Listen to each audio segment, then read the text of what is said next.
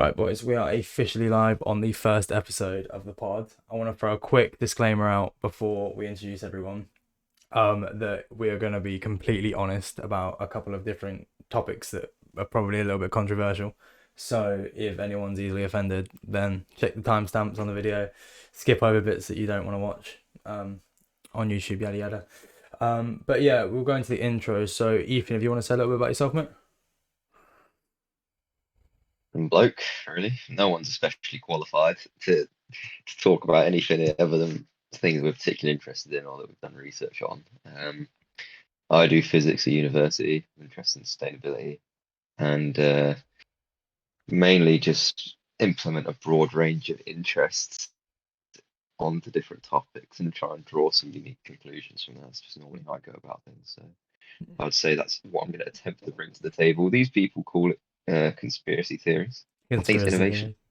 Yeah, a lot of bollocks. Yeah, I agree. Barnes, yourself? Yeah, he's just waffled hard right Mm. there. Ignore him. Listen to the expert. Oh, And what do you expertise? Um, What's your expertise, Barnes? do politics and IR at There we go. uni. Very fine establishment, one of the best in the UK. Big Yeah. up Trent. But I have backgrounds in history and geography. And yeah, I'll be fact Prime Minister. checking. I'll be fact checking the waffle from these two. Perfect. I don't think I'll need fact checking. But yeah, I do economics at the best university in the country, De Montfort, as we know. And yeah, I think I'll give insight into a lot of different topics in regards to like self-development, a lot of physical education, that kind of thing. And honestly, try and stay unbiased between the waffle that's going to occur at some point, and try and mediate the conversation to not go completely to shit. So fingers crossed on that one. But yeah, if we want, we can go into a little topic first. I wanted to go into one that relates to a lot of us because we all play video games. So I wanted to ask, what are video games doing to our generation, and is there a place for them in our society moving forward? So either of you I'd can like to draw start. just a little brief to just before we go into like end of the podcast. Mm-hmm. Why you should actually listen to this, why you should actually care, Yeah. is because I think our friendship group does a fantastic job. It sounds like big-headed, but of being constructive and positively. I think we're just a fantastic example of what a friendship group actually be. We'll push each other to just do sometimes pretty ridiculous stuff. He's like that. Just go, oh, I'm gonna do a half marathon. They don't want to do it with me. Okay, Yeah. let me restart. I think an example of just what a friendship group is in terms of constructive atmosphere. Yeah. Like that. We live in a society now where people are quite afraid of group identity, but I don't think that copies over as. So, for example, we'll just go, oh, does anyone want to do a half marathon today? I'm going to do it. Going to set a goal. No one. That's the end of the conversation. We're going to do this. Anyone else want to do this with me? No deliberation, really. No. Or we did an expedition to the lake Yeah. recently. Again, this isn't me attempting to sound big-headed, but I just think that we have like a particular unique insight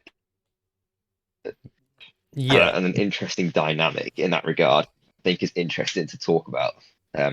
So we're not just coming across as three completely unqualified guys who just want to have a waffle. Yeah, no, I agree. A positive example. Yeah, no, I agree. Like, I think as a friend group, we're all very sort of driven in our own fields with what we want to do, but equally so, we're all very focused. We all have a big focus on physical health and mental health and, philosophy, different things, different aspects of self-help. And I think all of us together kind of push each other. Like, there's a bit of like competition here and there, but it's all really good and positive. And I think that we can together have conversations and be very mindful with each other and about each other that could offer some insight into potentially other people's friend groups, or just in general how it's probably best to live your life, or give any insight. And even if we're wrong, it can be good insight to just have our perspective on things. But yeah, so we'll go into the first question. So I'll go to you, We Barnes, bring a first. we bring Go. a. Sorry, I just massively spoke over you there. No, you can go. I was just going to say, finally, just to finishing off on that, when we disagree with each other, we do it constructively, which is, I think, something that just doesn't get done very often now. Yeah, Like, tends to be unemotional. exactly, everything's so split in today's society that I think we do a decent job of, Yeah, well, most of us anyway, of being yeah, logical in our conversations and yeah, being able to disagree helpfully. There are some people who perhaps don't do that, but it's fine. exactly. Sorry, the first question Yeah, you were saying. the first question, I want to go to Barnes first on this one. So, in regards to video games, so what are video games doing to our generation? Is it a positive or is it a negative or is it a mixture? And then, what place does that have in our society moving forward? Right. I think to say video games is a positive or a negative, like just an absolute, is stupid. Definitely a mixture Yeah, with anything. Definitely brings a lot of positives and a lot of negatives. Um, I'll start with positives. Um, One, they're just an advancement of culture. At the end of the day, they're not any different from movies, art, pictures, films, yeah, like anything like that. Board games are just an advancement of that, and they just happen to use modern technology. And think about all the like interesting franchises that have come about as a result of that. I'm sure a lot of people are watching The Last of Us on TV at the moment. mm. That wouldn't exist without the game. So, just at a base level, I think it's good for cultural advancement, and I think that's always good. Two, I think it's a lot of the time, not always, but a lot of the time, it's a social um, activity, but either connecting with mates that you're playing with from home or just on the wider web. Um, get social interaction in. Um, Allows you to connect to a multitude of different people with different perspectives and different backgrounds, which is always good. And it allows you to foster friendships that you might not normally um, foster in real life. Like, I don't think without video games, like many of us, we wouldn't be one unified friend group I at agree. all.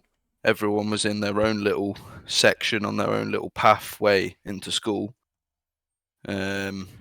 And I think video games was like the unifying like activity, and it's definitely made us stronger as a result of that. And then that brings me on to my next point, which is it's just good fun at the end Yeah, of the day. As with doing any activity with your friends or by yourself, it's just fun. I think it's a good stress relief. Um, Allows you to get lost, forget about all the worries of the world. And from my experience, I've got so many thousands of good memories playing video games. I don't regret any hour I've put into video games, even if it's way too many or it's negatively impacted something else that I should be doing. At hmm, least I can say that I've had fun and a good experience within those. Certain games have like really helped me in life. Like I'll refer to Skyrim, for example. That game holds a special place in my heart. Genuinely got me through some rough times, yeah, and like yeah, now I use it to fall to sleep. I just put the soundtrack on, and it Secunda. means a lot to me. Yeah, it's incredible. Um, so at the base level, I think it's quality for that. Um, And then my main point is I think it does train up a lot of transferable skills. Definitely. And this comes in a wide range of ways. So obviously you've got just hand-eye coordination initially, typing skills, computer skills, just using the technology to play the games. You're going to be more proficient on that. We're one of the first generations that have grown up with technology, and there's no wonder why we're so much better than our granddads and parents at using it, because like we use it so much more, and we use it for a multitude of different tasks. Like my parents, their use of technology is like using a computer at work to do Excel and then watching the TV. That's not a very comprehensive use of technology, whereas like we use it for games, coding, research, watching stuff. We use our phones, and I think gaming is just another part of that. And I think use of technology is a good thing, and it's just the way of the future, and it's something you can't avoid. So it's good for that. Yeah. But I also think it develops critical thinking, reaction speeds. It allows you to analyze stuff in different perspectives, builds up teamwork, loads of different characteristics. But my big thing is I play strategy games. Yep. And that has allowed me to learn so much about history and geography. I don't know it from reading a bloody textbook in school. Like that doesn't teach you anything, in my opinion. Immersing yourself in an environment where like you're using it teaches you so much better. And using a like a world map on a strategy game, or looking at historical figures in games or units or buildings, teaches you so much more. On a quick side note to that, you personally, do you think that potentially in the future, when we have more virtual classes, that we could see games such as like a game that's specifically about 1066 and about the Hastings, and that can be used to teach the kids what happened at that time, opposed to a textbook? Definitely. There's like a Total War game, Thrones of Britannia. I don't know if it's exactly 1066. I think it's slightly before it, but it's got all the units, it's got the environment, it's got the same kind of tactics. If we got to a point in society where we could put that in the classroom and allow kids to move it around and get a feel for the game, one, it would keep them way more engaged. It'd be way more fun for them. They're going to get an interest for it, and yeah, like why not? I definitely think video games, with certain areas, definitely have a place in education in the future, 100%. I agree. Do you have anything to say, Ethan, that you want to mention? It'd be quite easy to play devil's advocate here. You don't As have much to. as I, well, this is the thing, right? Is that I obviously love video games as well. We've all got like thousands of hours in Dota, for example. Yeah. My issue arises with there's a lot of video games that are very popular, which you learn nothing from.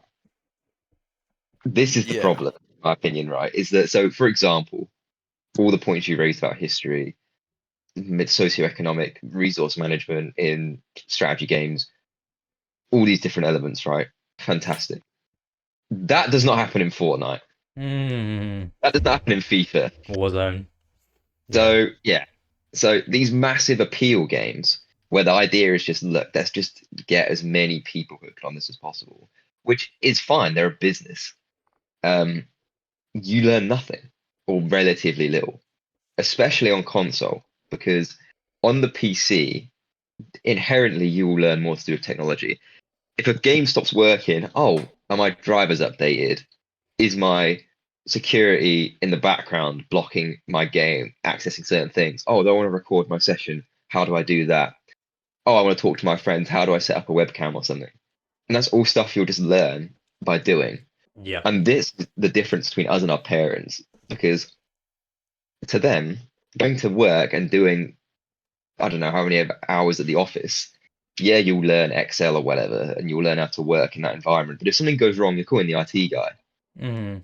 You're not fixing it yourself. And that's where becoming functional with technology really lays, um, in my opinion. And that's why your parents come to us for help, basically. Or in general, the stereotype exists that their parents will go to their children for help.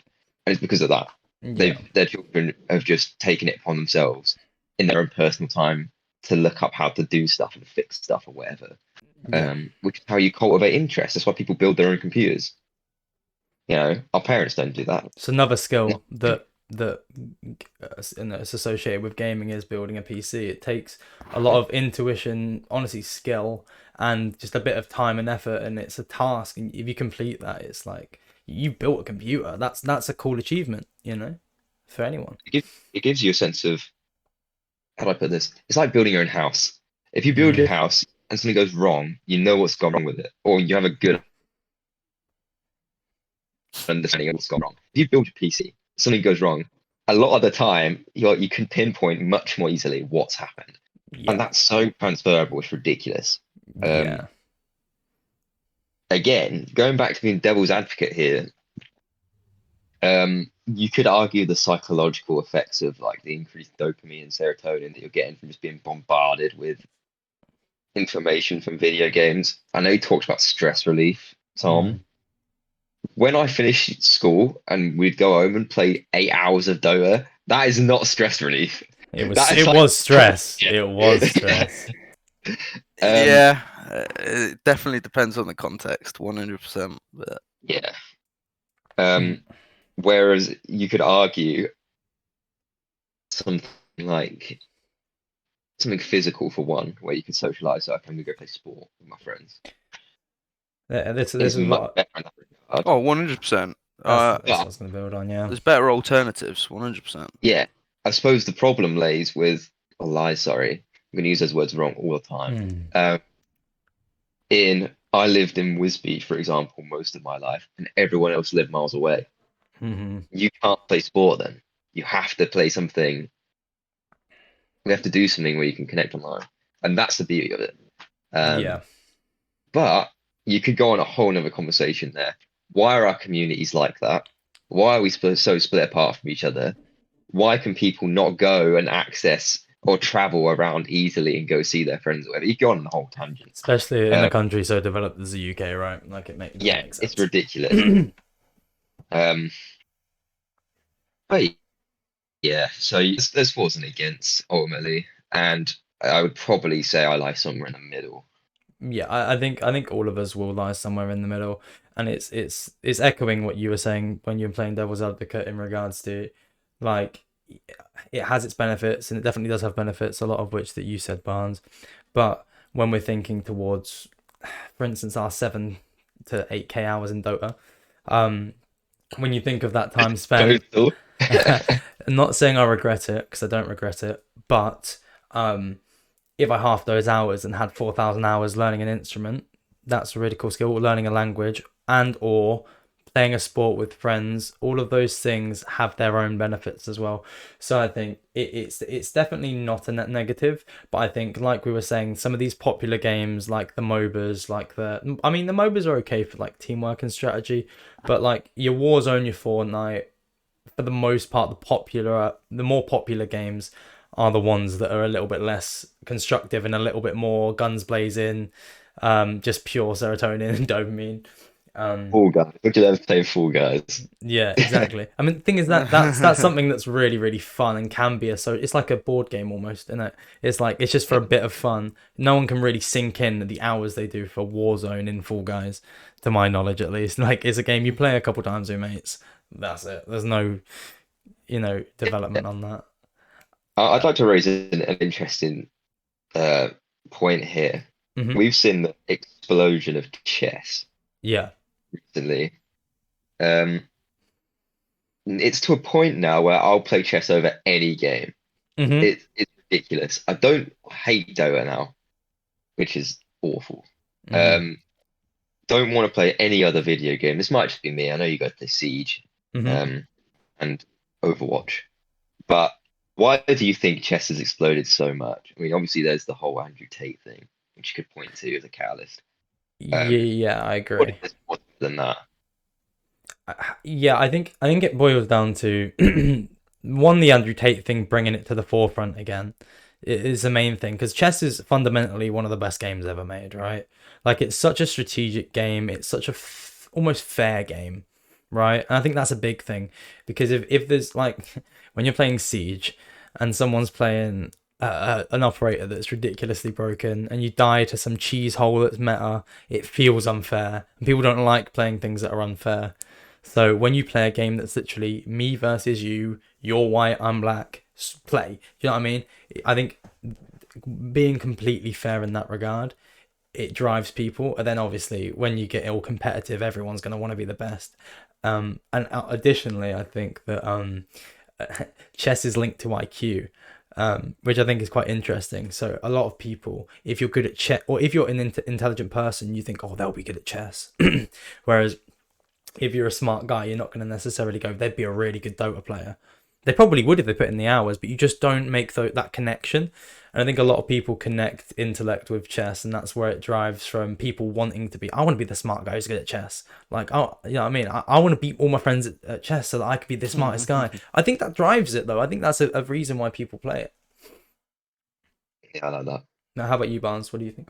I've got 2 points. Going off that one, I definitely think, in terms of the competitive aspect, is you can definitely see it a lot more in chess.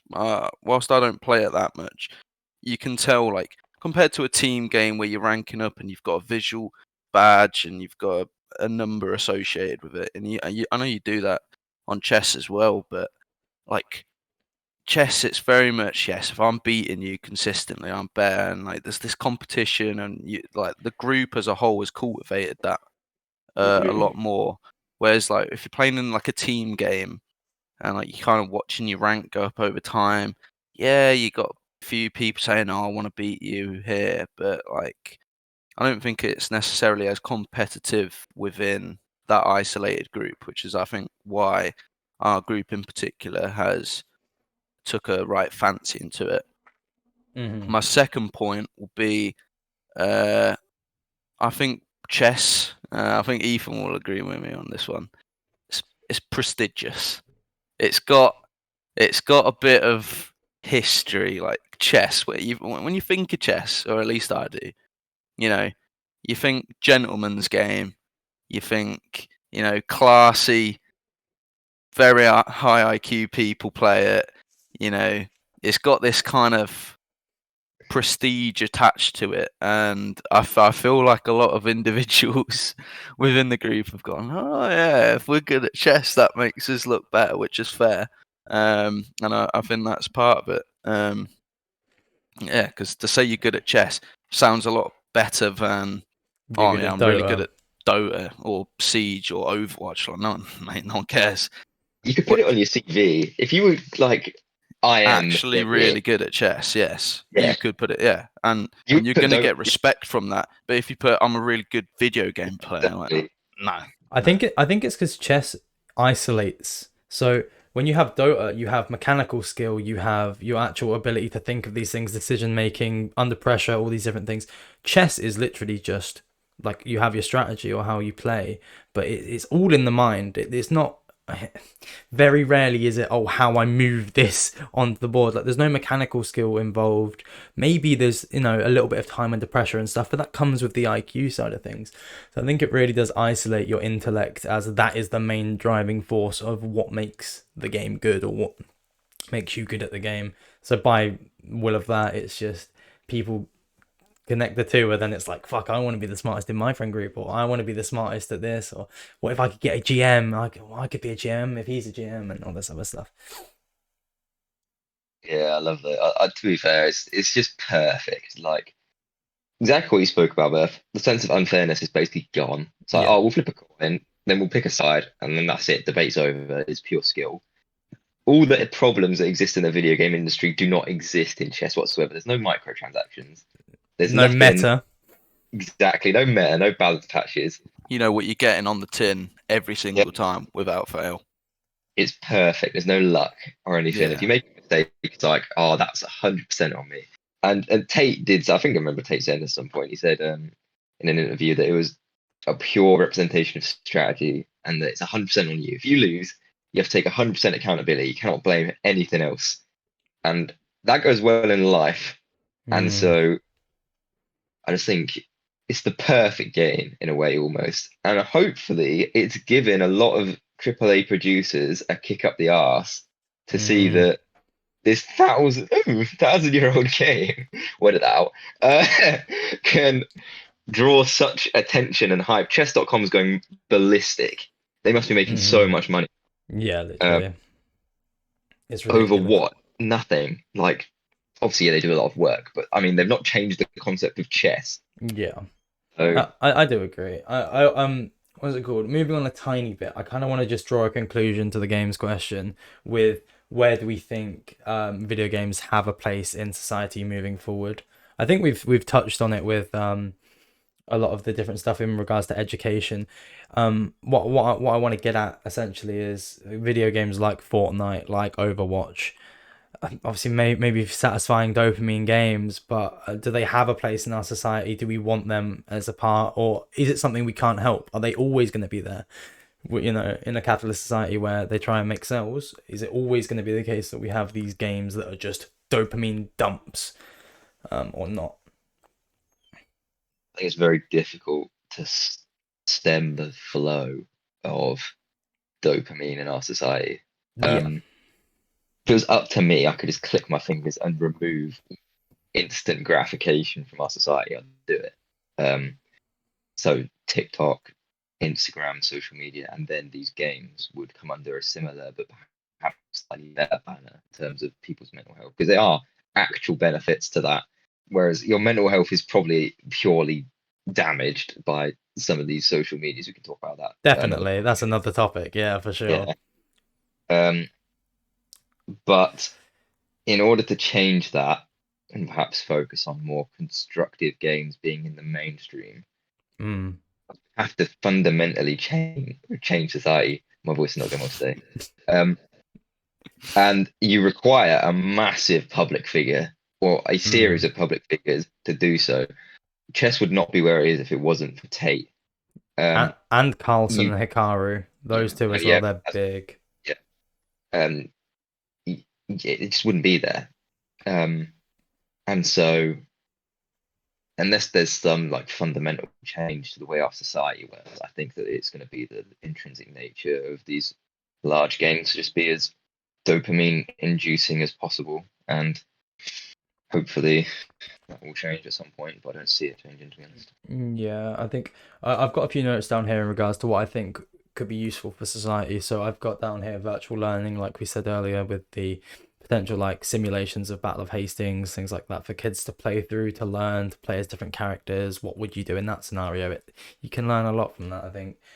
We've got puzzle and problem solving games. So, for instance, you know, when you're doing your 11 plus, it's all puzzles, and it's for people who don't Stick a know. game in there. Yeah. So Yeah. for people who don't know, in our area of the country in the UK, we do an 11 plus to get into, you know, a grammar school, which is like a higher school. It's like between boarding school and it's like an unpaid Yeah, private school, basically. And yeah, to do that, you have to have a good problem solving and puzzle ability as a young child. So I think why is there not games that kids in school can play, maybe in break time or whatever, or in general, where they're just solving problems, they're making deductions through, you know, learned behaviors and things like that, where, you know, I think that could definitely be a thing that could benefit school instead of just writing on a board. And then finally, I just got in regards to like education of the higher level, you've got like surgery simulations nowadays and flight simulations.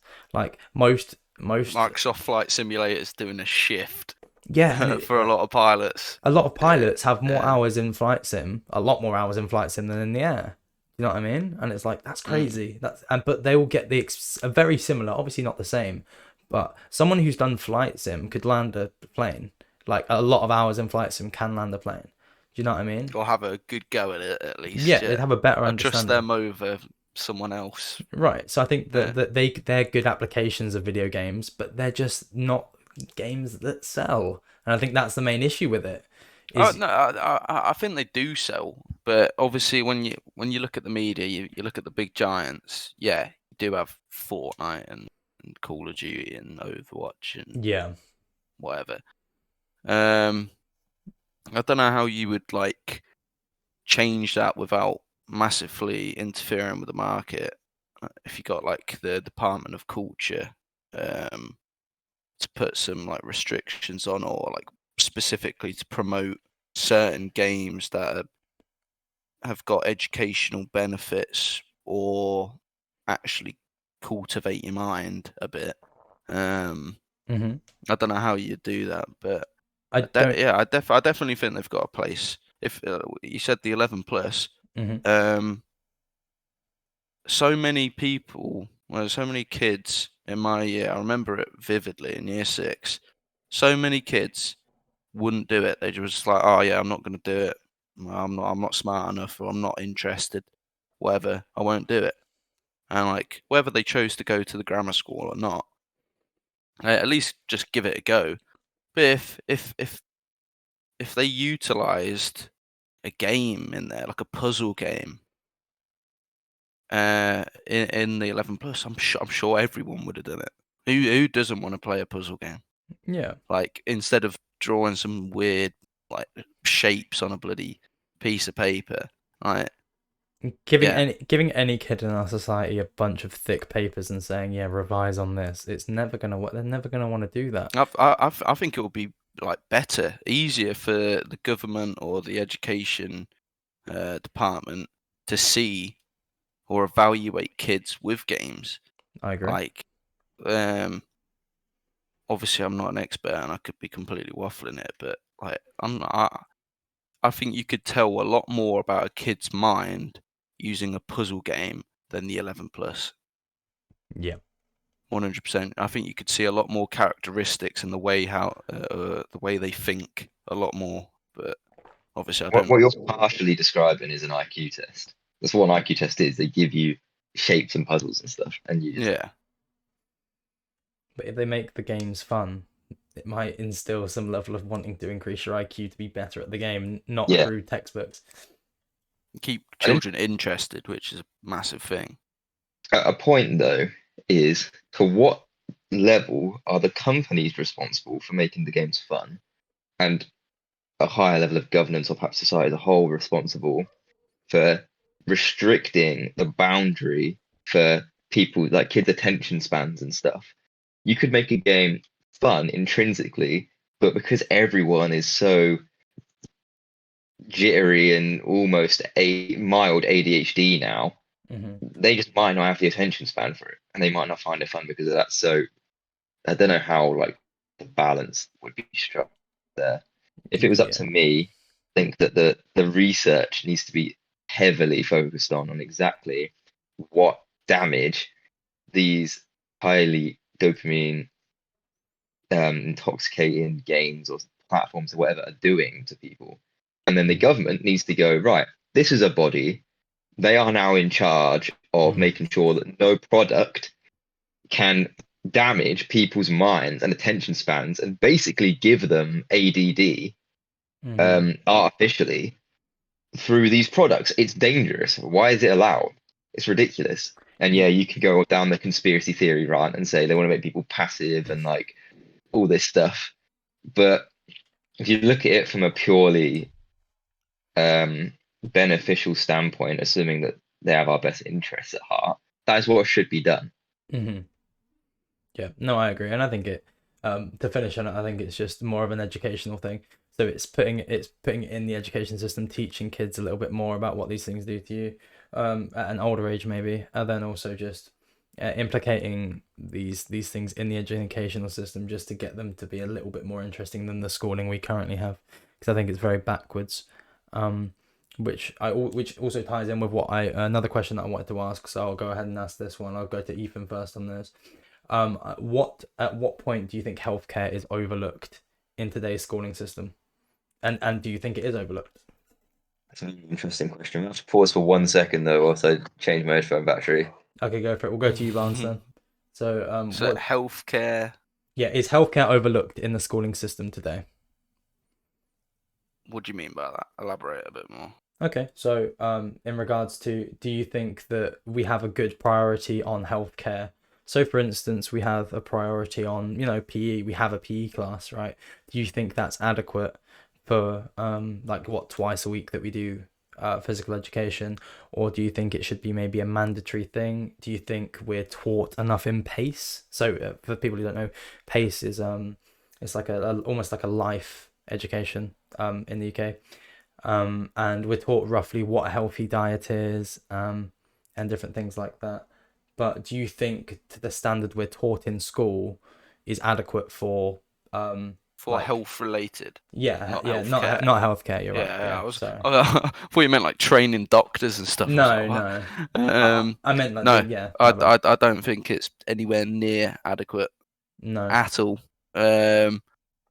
So what did we have in grammar? Every past year 9, what was it? Every Wednesday afternoon, Yeah. we had to do some sort. But I know for a fact that like 40% of the school just got gym memberships and then just went home. This was in sixth form, not year 9. Okay, that was sixth form. But even in year 10 and 11, like you just had to do what 2.5, 3 hours of what dodgy PE lessons A week, and that was it. Not enough at all.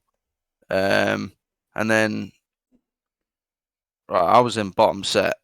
I'm awful at sports, but like looking around at bottom set, you had kids there who just didn't want to be there. Like, Mm-hmm.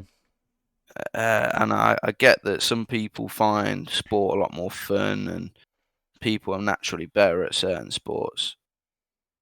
But like, it's so important, and you should just give it a go, I think. And I don't feel like the school or the education system that we've currently got in any way does enough. I don't think like all my health knowledge and how I should look after myself has come after school. Self-educated.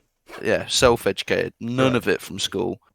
They don't teach kids how often you should be exercising. Yeah, they might say in assembly, go, oh yeah, you need to be exercising a few times a week, whatever, consistently. But no, they need to drill it in.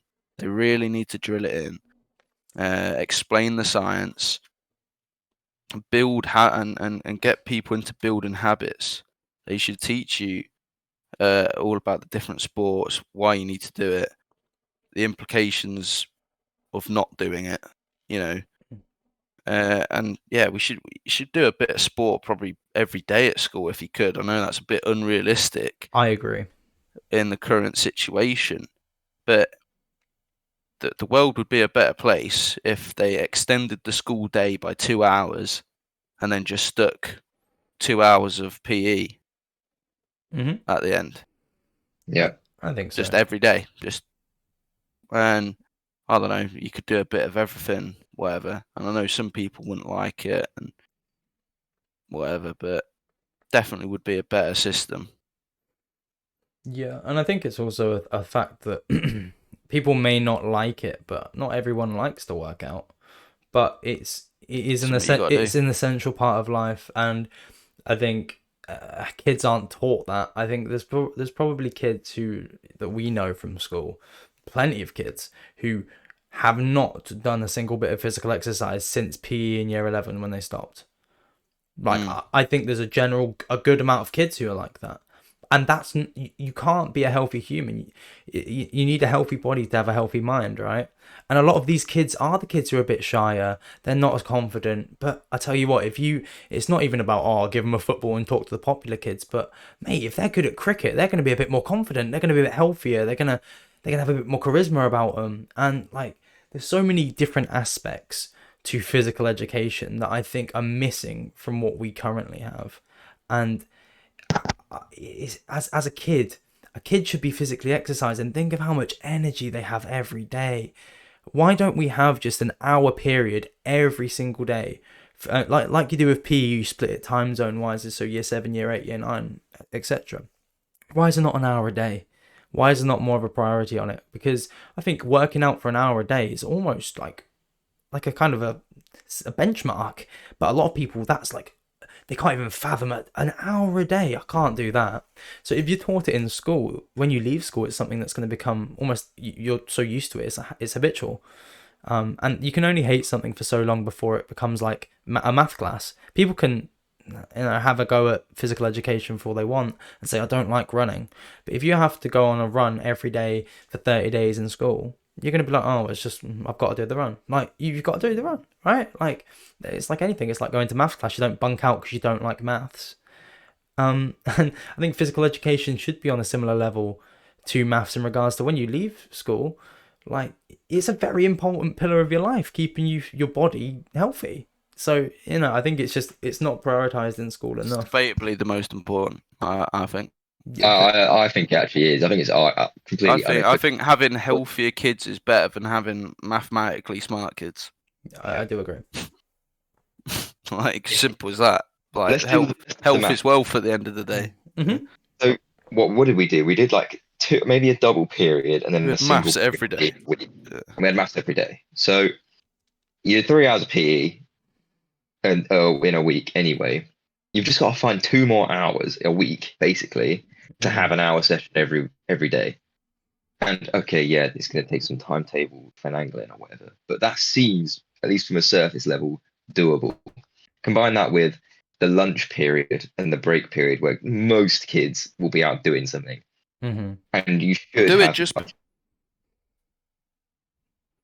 Oh, we've got a little bit of a before cut out here. lunch. Yeah, like Yeah, that's a good idea. Yeah, Yeah, I because don't see why an not. observation that I've made, and this could be a gross overgeneralization. Mhm. The people you would consider the smart kids at school fall into 2 categories. The people who are very, very intelligent but very reserved, who lack social ability due to experience or perhaps bullying or other reasons, whatever. And then people who are perhaps a little bit more socially inept but academic at the same time. And the defining factor between them, at least to me, seems to be physical education. Because at least one you of think them, about definitely. you think about our school, we had the head boy who was a massive tennis player, like hockey as well, I think. Yeah. And he was all round phenomenal, a phenomenal balance in everything. We had another guy who went to Cambridge to do medicine. He was massive in hockey, and so he was again very outspoken, charismatic, and you can make that, you can draw that across the whole set basically. Yeah. And what happens is these people, I mean, and we've seen this, everyone here can say they've seen this. These hyper intelligent individuals who perhaps are not as physically educated, they leave school and they crash and burn because they can't function as a human being. They can function as a student, but when you get to university or, oh, I want to go into an apprenticeship or something, they cannot function. They don't have the social skills to function. They don't have the, and that I think is a direct correlation to physical health, because Or at least, significant. It's at least significant. Yeah, not only is it a chance to interact with people, but all your brain chemistry and stuff is altered by doing no physical exercise. And it's just not sustainable when you leave school. No. And so the schools are completely murdering these kids' futures. These hyper academic kids they think they're doing really well with, they'll come out of school and their lives are ruined. They are not functional as human beings.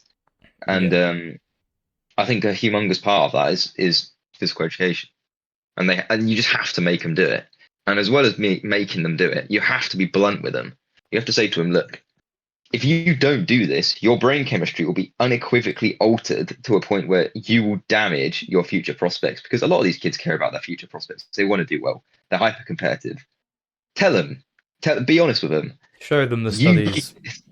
Yeah, this is the study. You need this. Okay, you may not like it or whatever, but it's for your own benefit in this exact way. Not just say, oh, it's good for you. because no one listens to that and cares.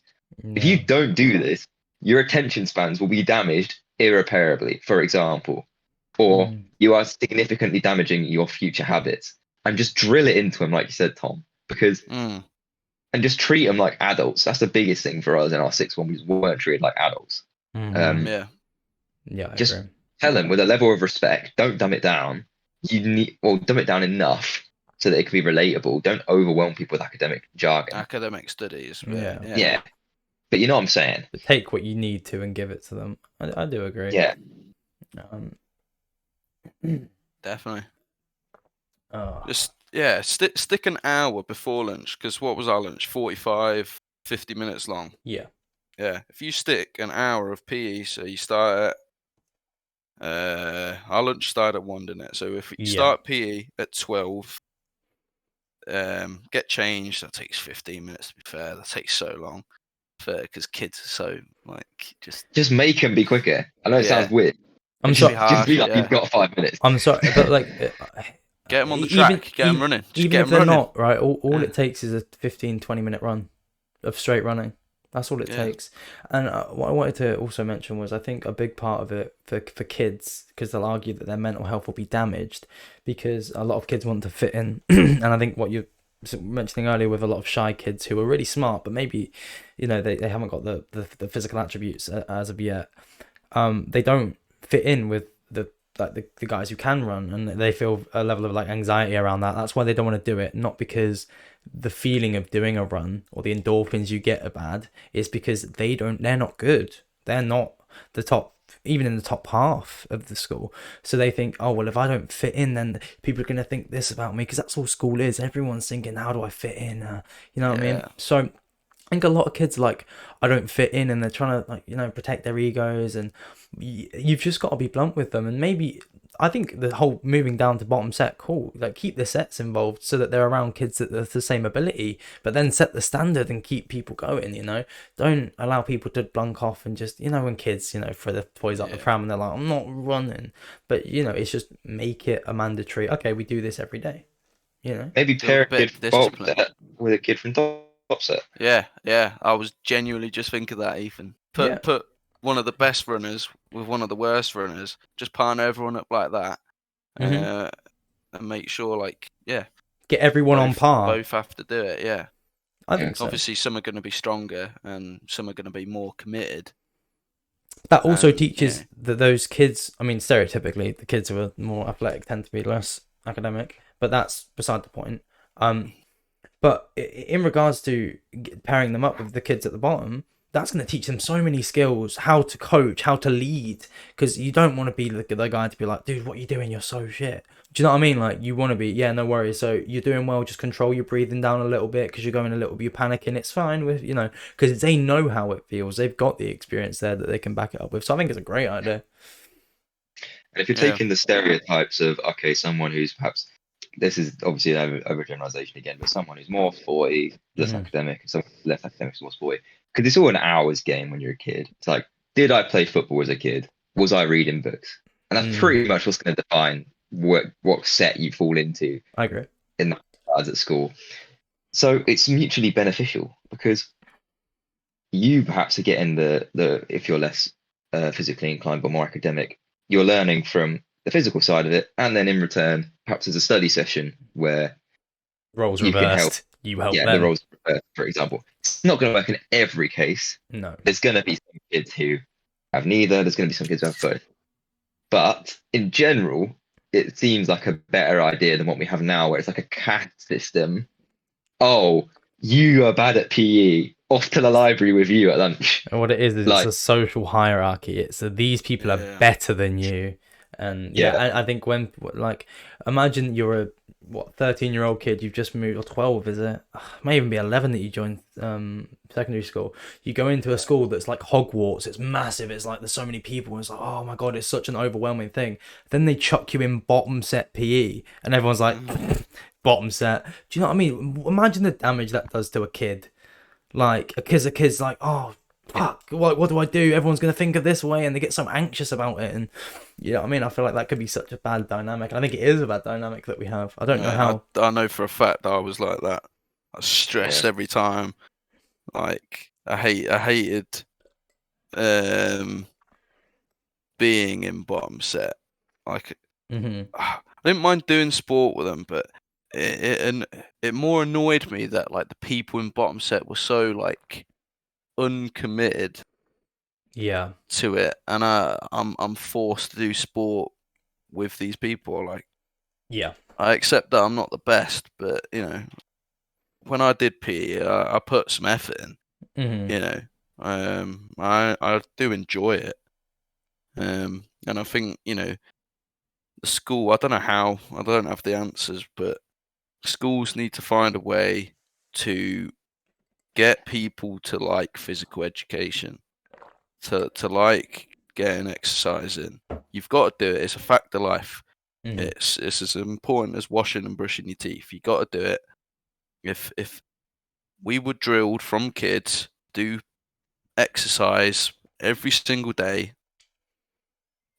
Think about like the lack of healthcare problems, or the decrease at least.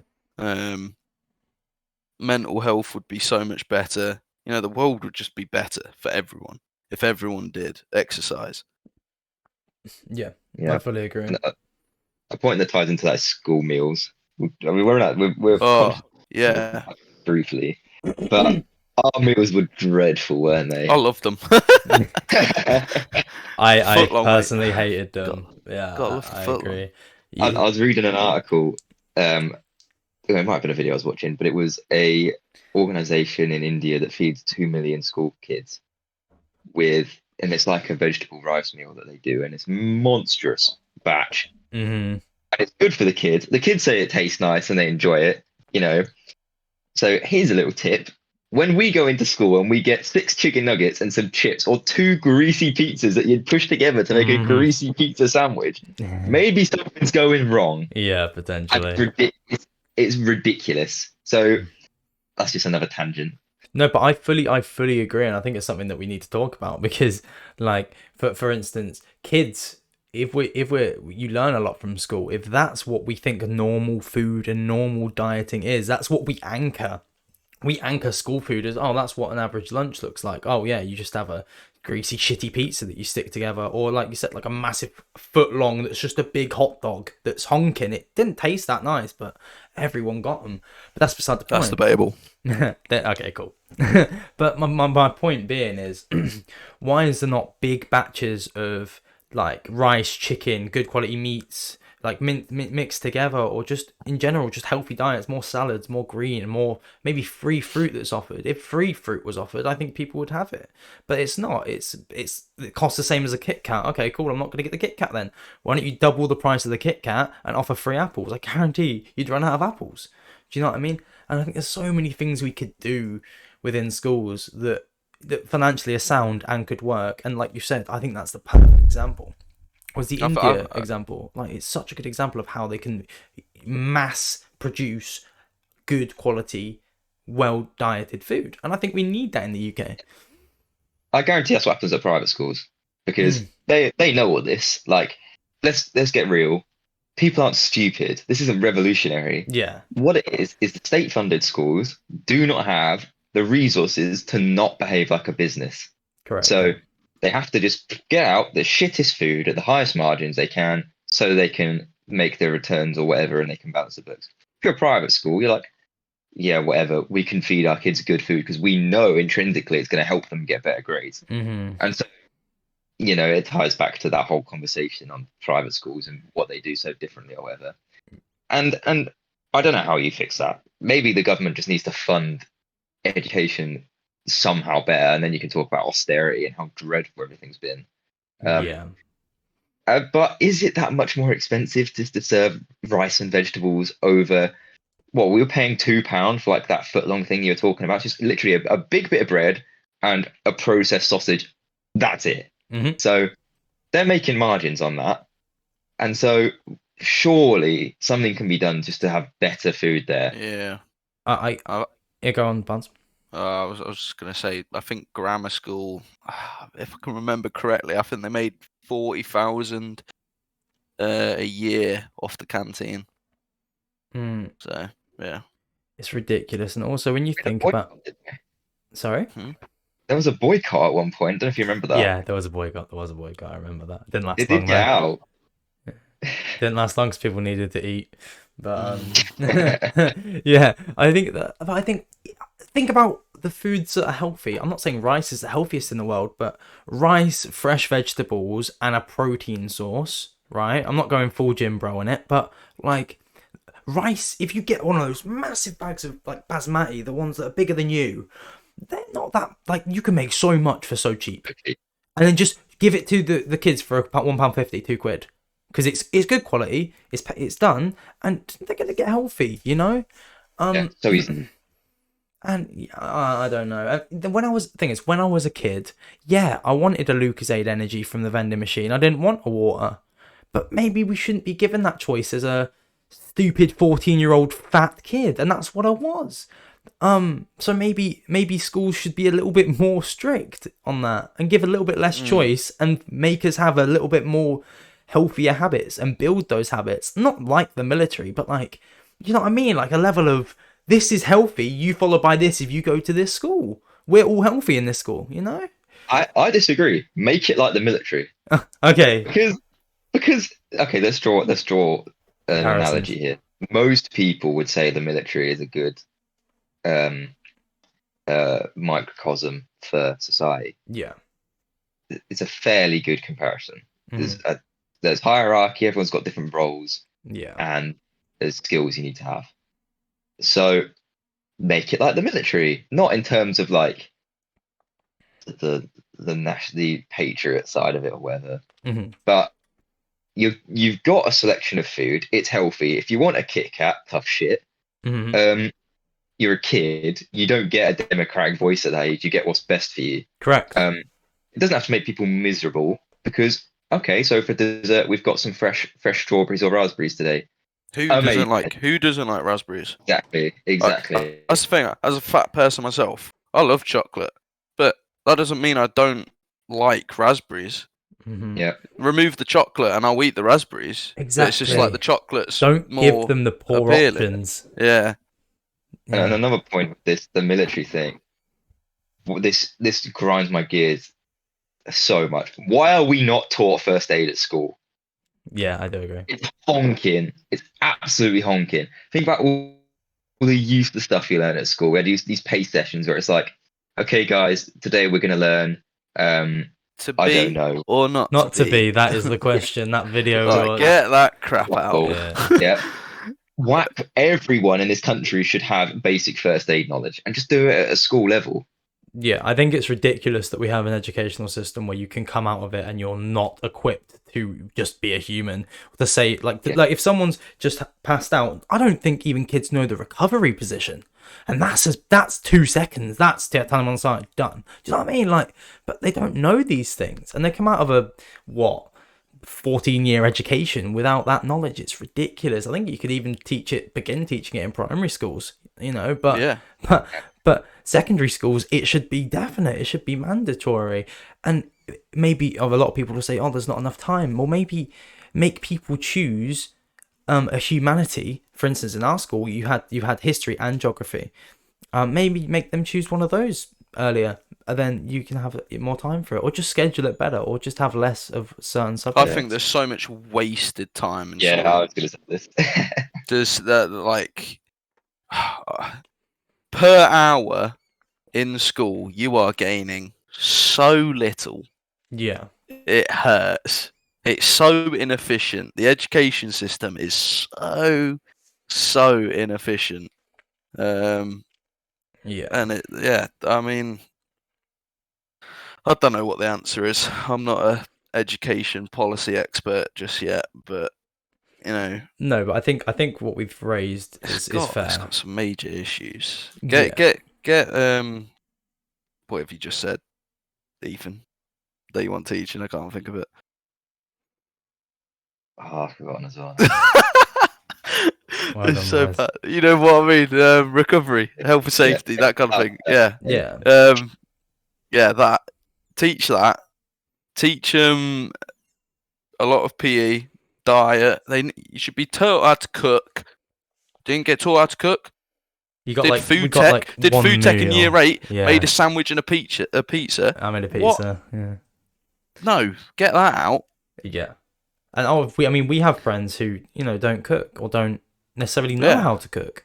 And that's no shade on them, but like, That a lot of it is parents' responsibility, and I think parenting ability in this country has gone down or But- isn't up to the required level. but I think that's But, only gonna get yeah. worse though with time. Exactly. I think So our school generation are kinda going to be has to worse have parents. So it's a point at which you go, okay, we now can't rely on parenting to do these things. They're not disciplining and their kids correctly. the They're not school's teaching got to them. make up. Yeah. And they have to. And I think that's fine to drop a couple hours of geography every week. Oh, Like- I don't know about that. Okay, Geography dude. every day. I love a bit of geography. I think there's enough waffle to cut out that you wouldn't have to lose something core like that.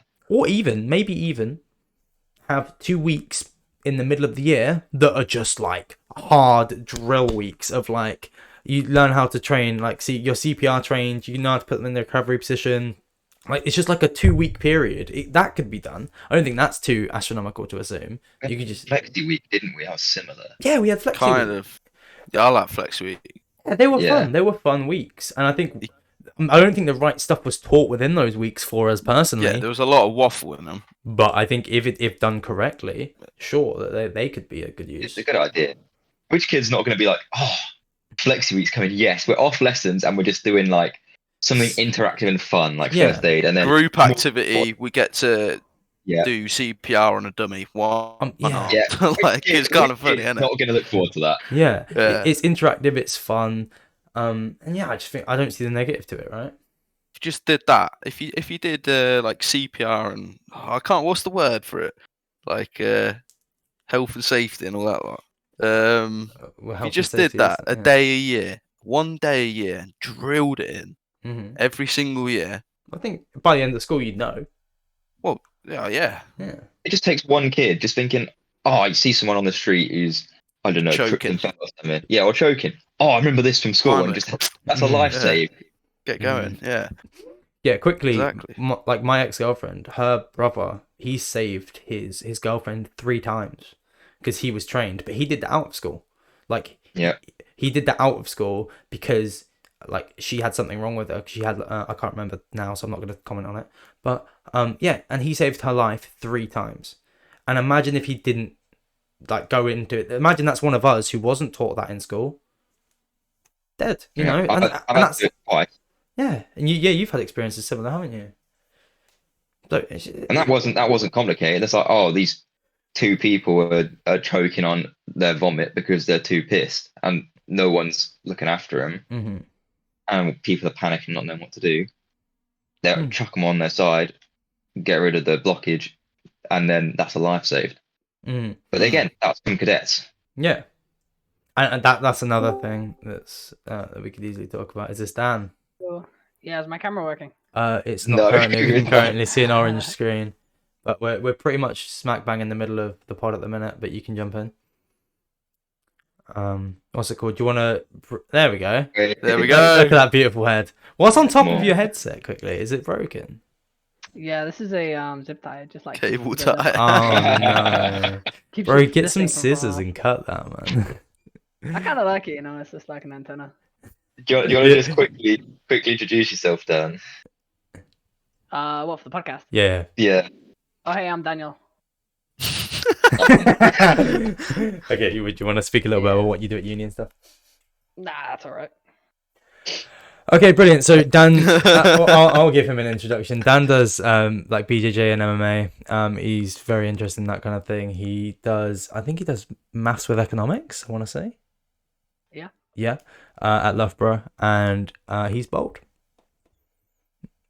That's I'm in interesting. shape today. I got a bit of a buzz cut going on. No, I like it. It looks Yeah. good. Nice. I like it.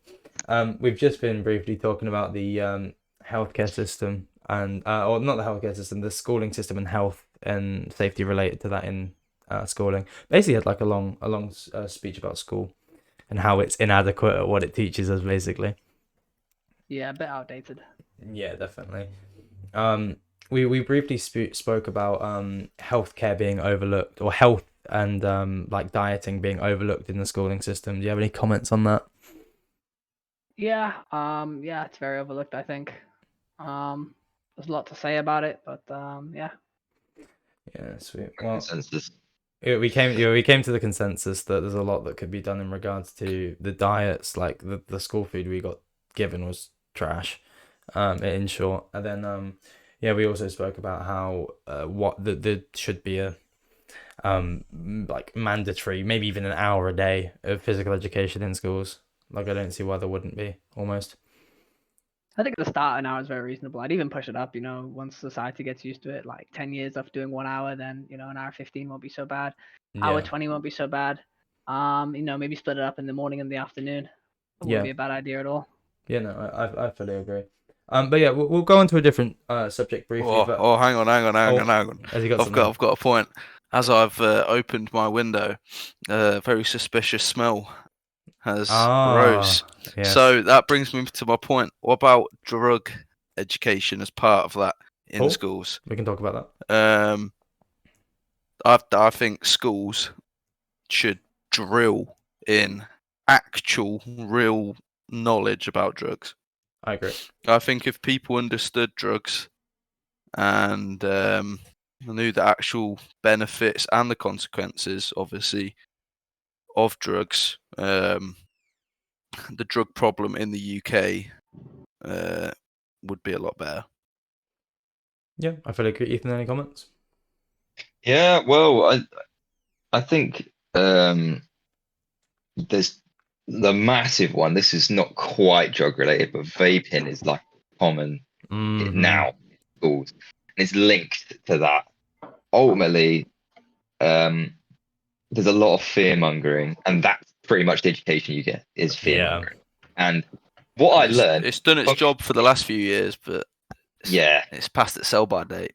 It is, because the wealth of information that's available now is ridiculous. So if you tell a kid, "Oh, this is bad," and they think, "Oh, well, hang on, let me just like satisfy my own curiosity and look it up," and then they find something that's going to be contradictory to the fear mongering, they'll think, "Oh, it's fine," because they've not actually been taught. And that entices them, right? The complex. Exactly. Yeah. And they think, "Oh, I was lied to at school," and so because of that, I'm now going to rebel in this sense. And I think you distrust what they have taught you. And then that's a slippery slope, isn't it? Yeah, exactly. It's like, I know they say like weed's a gateway and whatever, but if you tried weed and then you found out it wasn't as bad as what people said, then you'd be like, okay, so they've said these awful things about the other drugs, maybe they're not so bad, and then you start going down that slippery slope, but then it becomes a gateway almost, but that's not because it is a gateway, it's because the schooling systems anchored it to be that, and framed it that way. All the knowledge that I learned at that time was out of a chemistry textbook, just from chemistry class. Looking at an old chemistry textbook, open it on a page, it's got a chemical composition of a drug in. Oh, this is what it does on a psychological level. No way were we taught anything like that. No way. No substantial knowledge. Were you going to say something, Dan? Yeah, I was going to say, I think weed can be a gateway drug, but I think the problem is the way they talk about it, the way they explain it isn't how it is. And it's good that they exaggerate it almost to deter people. But what happens is they lose the trust. So once people do start cannabis, they find it's not nearly as bad as they say. And, it's just they lose the trust at that point. So they don't believe them about the other things, about the dangers of starting harder drugs or the dangers of becoming seriously addicted to cannabis. And I think that's really poor. I think it's the build trust with the students. If you want them to believe you, if you want them to trust what you're saying, then be honest. You have to be more honest with the case. Otherwise, they won't believe you. And it might have the opposite effect. With young teenagers, they have a rebellious side. So that's what I think about it. It links back to the PE thing. We were talking about when you address students about the importance of it. Just be blunt with them. Be honest. If you do not exercise, you are significantly damaging your life. Yeah, chance of death, quality of life at all. It's not. They give it like as if it's like an option. It's like, some people are good at sports and other people aren't, and well, if you don't like it, you don't have to. Everyone has to do it. You have to get going. You have to. You may not it's be like a good... eating and drinking. You have to do it. You may not be a good runner because you have. It's not because you don't have the potential. it's because they've been running for 4 or 5 years as a kid and you haven't been. You know, nice flash then. Yeah, Yeah, so there's all the settings on this app I got. Oh, nice. But yeah, so I Crazy. feel like they've got to teach you in school. Yeah, I mean, if riding a bike was easy, you'd be able to just do it, Dan. But yeah, so I feel like just teaching kids, to get on with it almost is a valuable lesson. But seeing as you're Yeah. messing about with your calm down, I'm gonna give you a question and see what you think about this. Do you think there? Do you do you think that there are that it's valuable to teach either BJJ or MMA within schools, or any kind of combat sport within schools? Maybe, maybe not. I Do you don't think think it's very clear. could it be linked to maybe you can opt into it from year 10 onwards, or maybe in sixth form there could be classes that PE teachers do, or do you think it's a combat sport, it could be dangerous, it could lead to kids doing more, it shouldn't be it shouldn't be used within schools? Yeah, it could. I'm no expert. There's also unintended consequences. Could be a lot of problems, could be a lot of good. Maybe a club to let people get into it would be nice. Yeah. I think it's no different to any other sport, and the benefit that it comes with doing sports.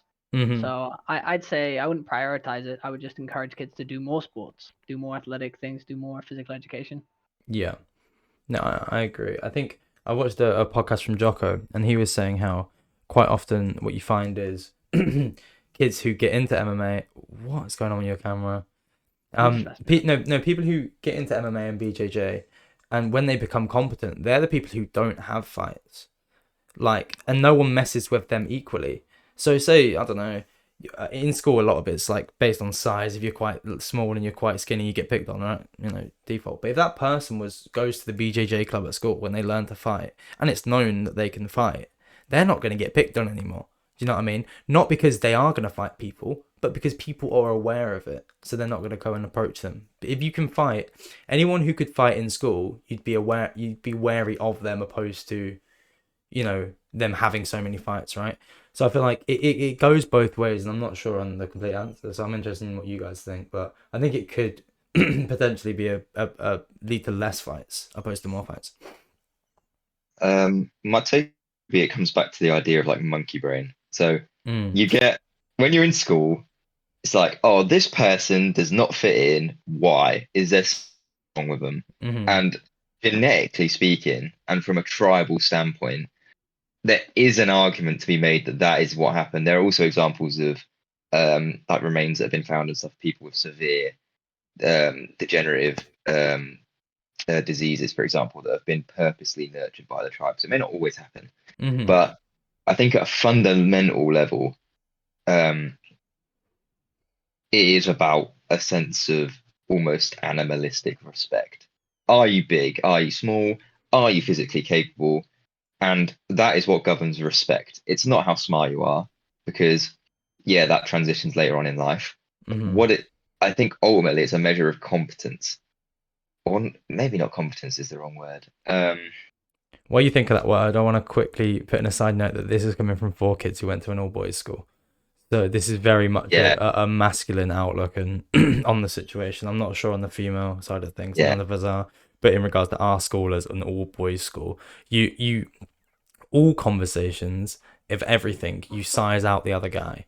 Every conversation you will have, it's just how guys work, right?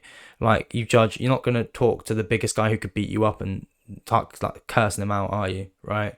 So I think like you were on about your monkey brain, that's completely fair. All guys are like that. So you're not going to approach someone who's big. But this is what I was trying to get at. If you know this kid who may be smaller than you and thinner, but that motherfucker can fight, right? You'd say, maybe I'm not going to pick on him just in case he gets a bit angry, So it could be valuable. Yeah. I think it's worse at girls' schools. The high school was so toxic, apparently. It was so... Everyone had their own little cliquey group, and you did not stem out of it. And if anyone did anything wrong, it was 5 years of bitching. Whereas at the grammar school, if something went wrong, there might be a sort of scuffle scrap over it, and then it was finished. And Which I after the think scrap, I think it's better. But that is Yeah. that no, but that's such a a male versus female way of, dealing with that kind of thing.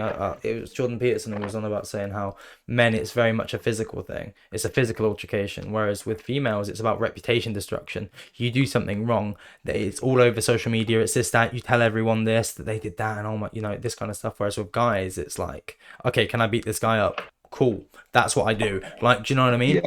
And if you can't, then it's like, shit, I lose. Or you try and you lose anyway, right? So I think That's why this gendered school system is so outdated and Victorian, because guys need feminine characteristics to succeed in life. If you are a brute and you cannot be emotional and you cannot take people's feelings into account and develop emotionally, you are never going to go anywhere. And it's the same with girls. If girls are not able to be to a certain level masculine, then for example, it's common psychological knowledge that assertiveness usually leads to being slightly higher paid, because you're more likely to go and argue for a pay rise. Being less agreeable. Yeah, agreeable. That's what I was looking for.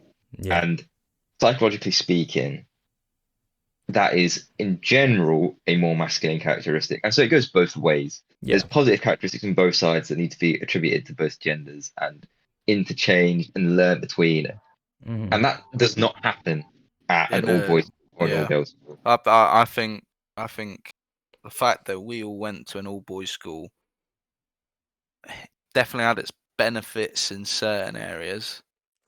On the female side of things, on a whole, I think it negatively impacted our lives, or at least mine. I don't know about you guys, but I think it just needs sorting. I don't think it should be allowed. What do you think is different though? Because I went to a mixed school for year 7, 8, 9. I think one, it doesn't teach you enough an ability to speak to the other gender. Bluntly, yes. I agree. I struggle speaking with girls, just because I don't have that much experience with it. And I think growing up, going to a mixed school, obviously you interact with them, you'd have more female friends, and that's yeah. I don't know. I just think it's better. You get to see a different perspective, and with what Ethan said, you definitely get characteristics from both genders, and I think you can bounce off each other. And let's say, you see, I don't know, a girl getting really emotional about something in school, and you can go and reflect on that. And then I'm sure that it can be vice versa. They see you being blunt or assertive, or a bit masculine about something, they can go away and reflect on that. Yeah, just understanding people's perspectives, I think, is important, and that's a good reason why we're doing this podcast, because we have a perspective that's unique, and it'd be interesting for other people to understand that. And I think a big thing, like you said, Barnes, I think a massive thing is, like, if guys are left to their own devices and only interact with guys, they turn into like meathead brain, emotionless, unable to control emotion, and it all comes down to this physical aspect, right? Like, or they become incels. That's the other end of the spectrum, but they both derive from not speaking to girls, basically. I agree. I think it's just an interaction with the other sex, and especially only children. So me and Barnes, here on this one, but I mean, you guys have only got brothers as well, so it goes. I got 2 sisters. Oh yeah, but only brothers in this country, right? Still talk to them though. Yeah, true. And I think like when you look at it, actually, how your childhood, like 0 to 12, affects a lot about how you treat the other gender. A lot of Freudian psychology comes in there.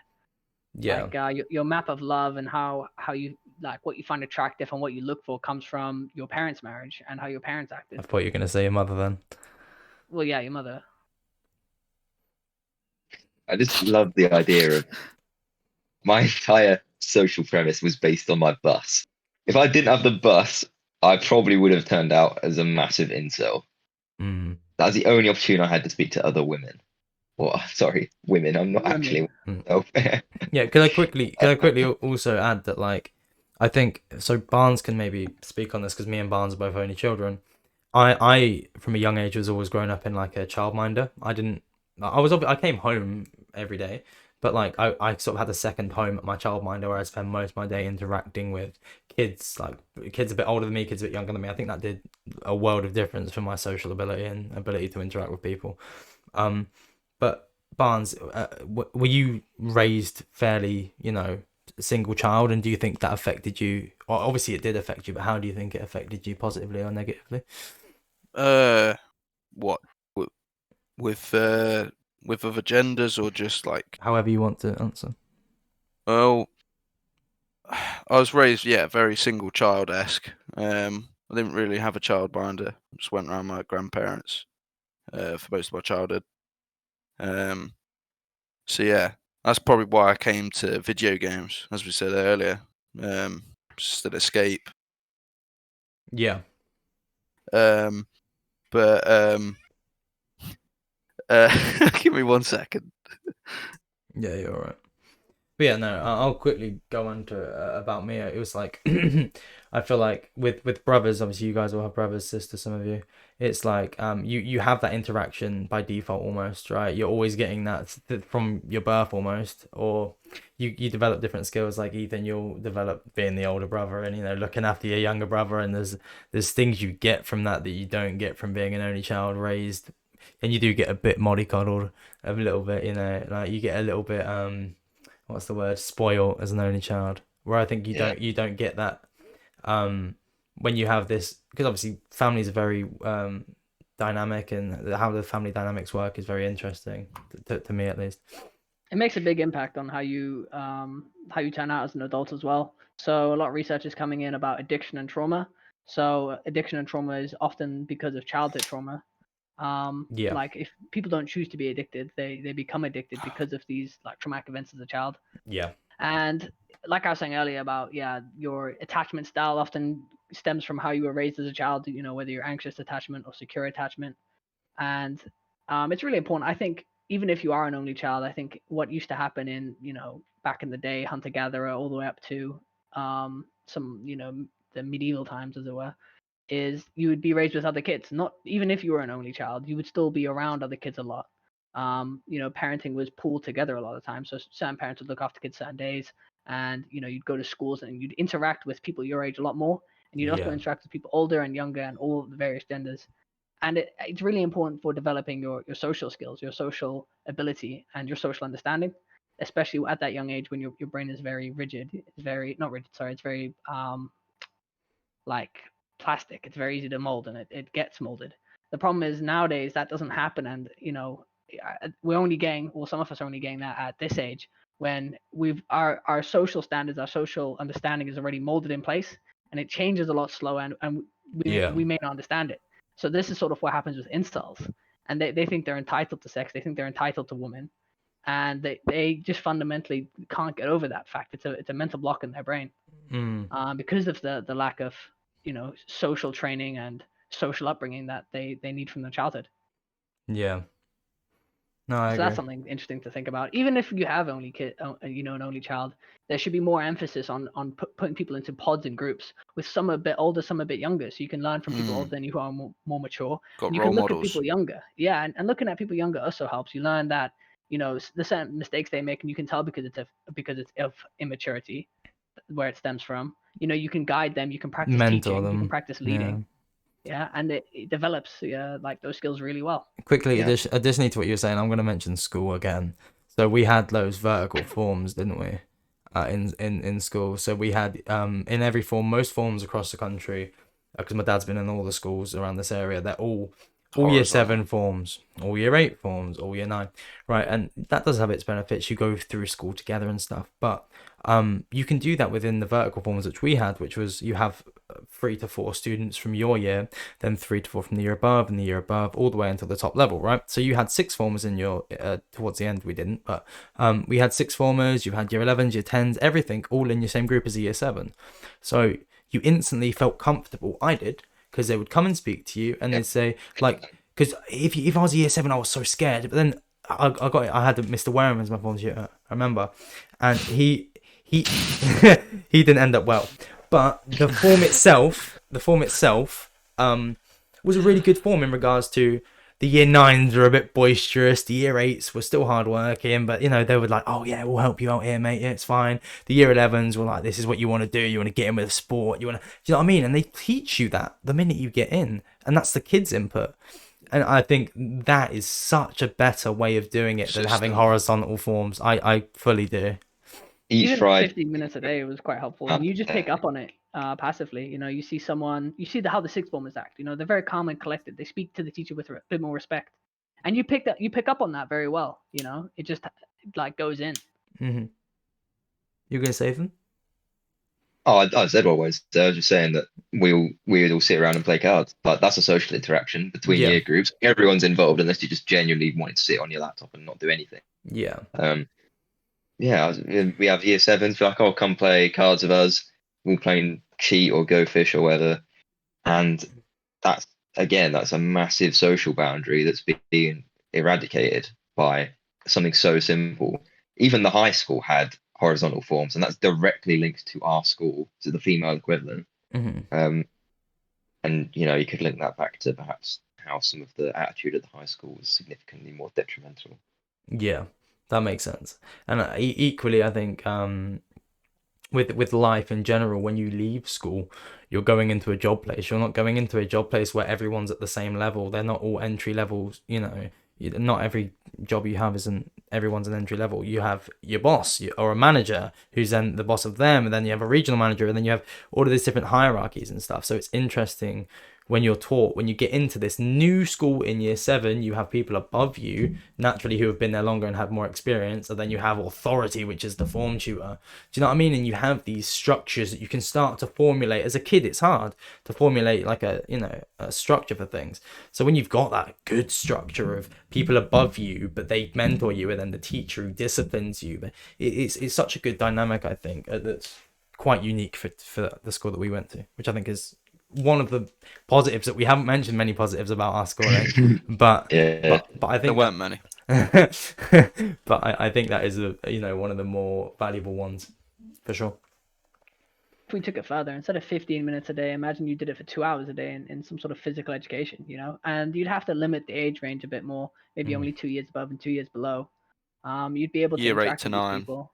and then like year 10 to 11. Yeah. Yeah.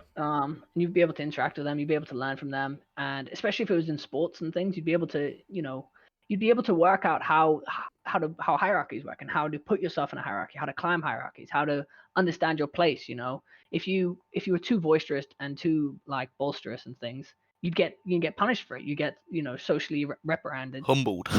Yeah, Mm. and that'd be useful to know. It's something that you have to get used to.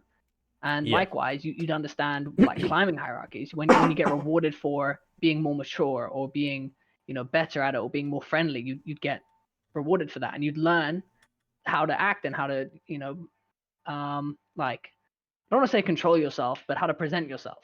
Yeah. And that will go great in the workplace. Yeah. No, I There's a agree. case to be made that the less social segregation there is in a society, in a format like that, the better.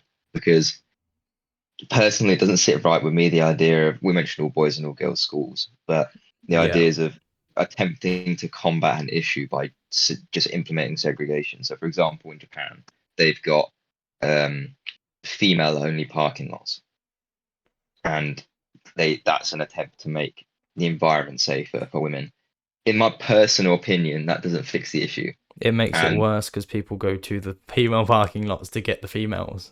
yeah, Like, yeah, and it doesn't fix the underlying issue, which is a lack of respect across groups.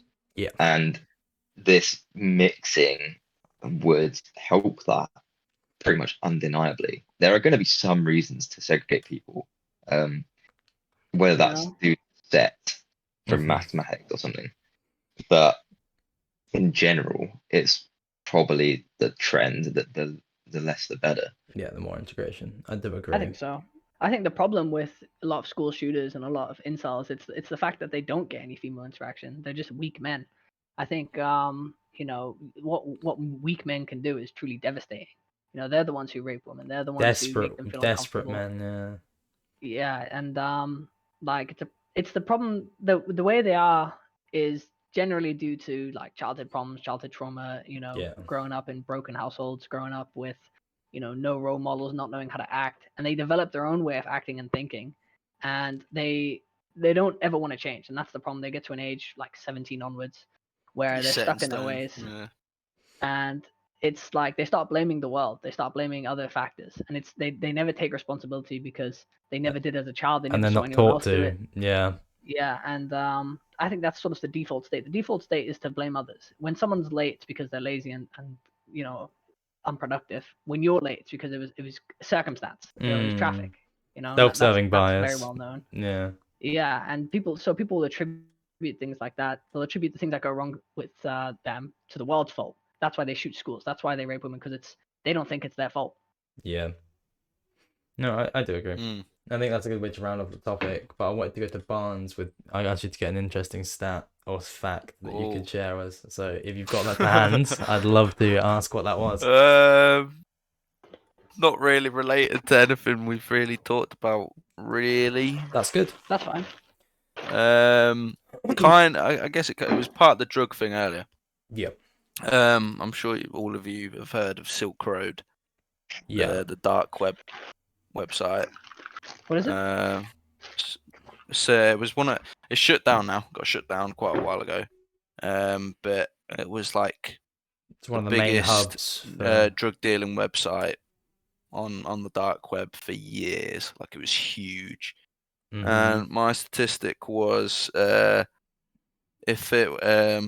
Silk Road was a legitimate startup, it would be worth 2.4 billion. Really? Damn. Yeah. It's ridiculous. Had cash flows of 30 million every year. Mm-hmm. Mm. And that's the past as well. Like, yeah, this is from 2013. I can't remember when Silk Road got shut down, but like 2013. That's 10 years ago. Yeah. That's and I can assure you more people are on the dark web now than were. And back then it was using Bitcoin. Think about how big cryptocurrency has been. I agree. So I'll link that back to the teaching people about drugs and stuff. Obviously it's a huge market, and I feel like schools and parents turn a blind eye to it. It's like very much what I got from growing up was drugs bad, people who do drugs kill themselves, and like same with smoking. You never saw why they did it. It was just like in my head as a kid, it was just like, people do drugs because they're stupid.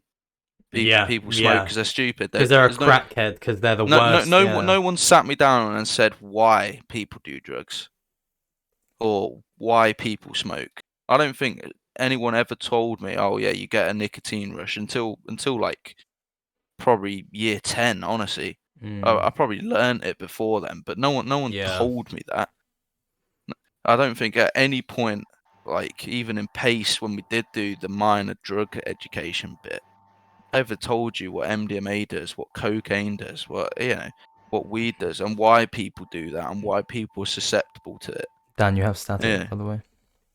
Static? Yeah, a little bit. I don't know what it is. So yeah, I just want to emphasize that, like, if a teacher just sat down, went through the drugs, and said, look, this drug does X, Y, and Z.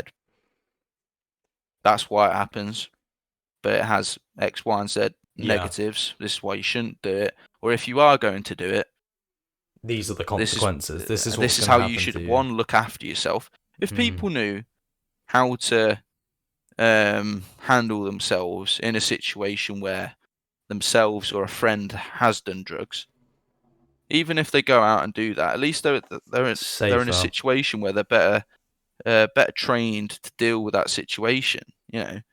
If you go to a party, like a big party in sixth form, and someone's on drugs and something's going wrong, they're not doing something right.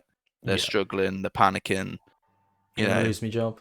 Sorry. Yeah, pretty much. if we were taught how to deal with that,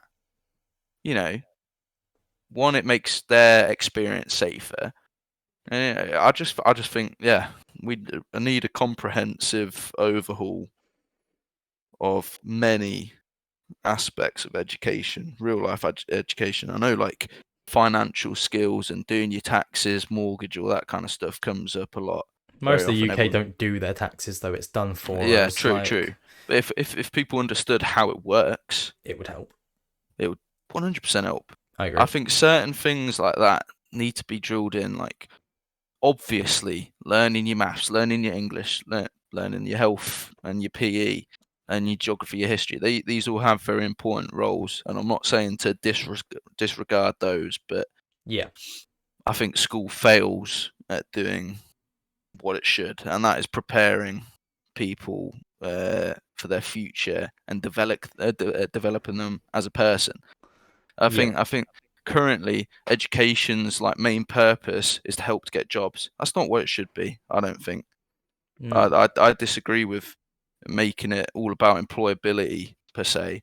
I think it should be about developing you as a person and developing skills, and then jobs will highlight those skills and find someone who matches them. Could I That's how I think the approach should be. follow up a personally. question to Fails at that? that. Uh, I think it fails at that just quickly. Yeah. Like you see more and more jobs, they want you to have some sort of extracurricular activity, for example, or the higher universities want to look at that. And Yeah. that's not something that's done enough either. No. No, I do agree. One thing I wanted to ask you, Barnes, then, based on what you've just said about the school system, why do you think it is then that the kids in our age bracket, our demographic, what we are, come out of school, feel a little bit lost, and cling to role models like Jordan Peterson, or like like Ziz or David Goggins? These people, why do we cling? I'm gonna focus on Jordan Peterson here. Why do we cling to those role models? Do we think? Partly because they're widely popular. I think just they happen to be in But our media. You're exposed to them more. I think Yeah. it's because there's a reason he's popular. Is what I'm getting at. You relate to the message at the Yeah. end of the day. Yeah, These people have a message that isn't taught anywhere else, or at least not in the school. Sorry. And when you hear the message, it's you relate to it, you understand Yeah. it, it speaks to you. yeah. I definitely agree with what Dan just said. Yeah, Is it that I was we're gonna, not taught these things in school?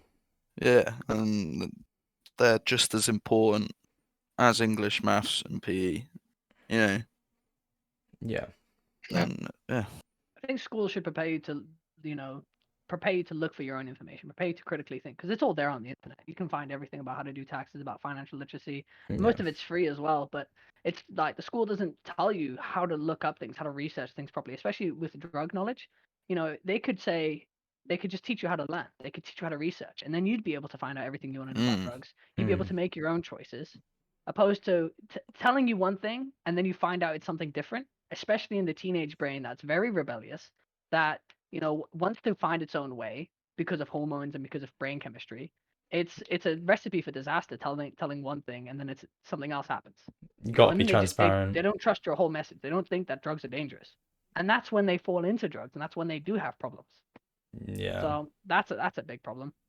I was gonna say though, we can continue to talk about schools or with the drug trade we were talking about. To what degree should things that are unhealthy be illegal?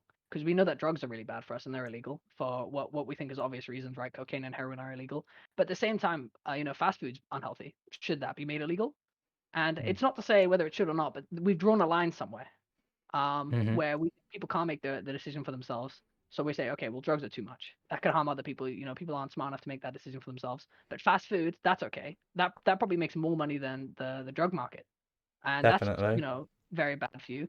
So why shouldn't we just why shouldn't we ban things that are bad for people, and draw a more conservative line about what people can and can't do? I think Or we continue talking about schools. no. I'm happy to weigh in, but I don't mind waiting. I think we go to Barnes with this one. I like Barnes's opinion on this a lot. as a liberal, I go the other way. Rather than trying to ban everything that's unhealthy, I think we should give like power and responsibility to the people. Give people the freedom. I don't think drugs should be banned. I don't think you should be arrested for having drugs or taking drugs. Supplying drugs, cool. But I'm very much in favour of legalising stuff, and I see no issue with having fast food, vapes, all these negative things being available, but people need to realise that there is a consequence to choosing them as to eat or whatever. And it's very much a personal responsibility, and that's what we should be training people to do. This is the education part of it, right? Yeah, Okay. What about advertising tobacco? They don't. Do they? advertising. Yeah, they don't, but should they be allowed to? I don't have an issue with them having the ban on advertising. I think it's okay for a government and society to dissuade and put measures in place to make it more difficult for certain products to succeed. Like I think with all the packaging you see on tobacco pouches and stuff, I think that's completely fine. It's a completely fine mechanism, as it is a negative thing. But just outright ban it, don't agree with. I think people should have the freedom to have that choice, and it's up to them at the end of the day. If they want to smoke fags and get lung cancer, that's on them. Yeah. But should they be forced to resist the urge? Should they be forced to have to deal with a world where fast food is marketed, fast food is advertised, fast food is allowed? It makes it harder at the end of the day. Like It does. It definitely does. It's to do with it's it's to do with choice, but education. also, go on. It's to do with education. So it's not about banning them or prohibiting them from doing these things. Make sure that these companies can't spread misinformation. Make sure they have to be transparent. They can't say, oh, fags are really, really good for your lungs, right? They can't spread misinformation, but they can advertise. But if you up the education so everyone understands exactly what a cigarette does to you, through things like putting things on the packaging, or just in general through schooling, if you understand what fast food does to you, for what we were saying earlier, increase the education of the dietary requirements that a human needs and increase the priority in the schooling, when you get to a point where everyone's that highly educated in these matters, it doesn't matter how much advertising goes on. Cool, if you want a burger, have a burger. But people aren't going to do it nowhere near as much because their average diet is going to be so much better because they're so much more well educated. So I think it all boils down to education and not on banning or like taking away people's freedoms. It's based on market principles as well. Ultimately, fast food succeeds because people want it. And why do people want it? Okay, there's a whole other discussion to be had there. But this topic vexes me primarily because it seems like our government's just taken the easiest solution and gone, we'll just stick by this, which is here's the line in the sand. Drugs bad, everything on the other side's fine, and we're going to respect the free market in this way. To me, it's so lazy. There's no effort on education. There's no effort on, in my opinion, there's no effort put into what is the most fundamental thing you can teach people at a young age. And its philosophy underlines all decision-making processes. Philosophical reasons should influence your day-to-day life. Oh, if you hear something, okay, the most simple solution is the one that's most likely to happen.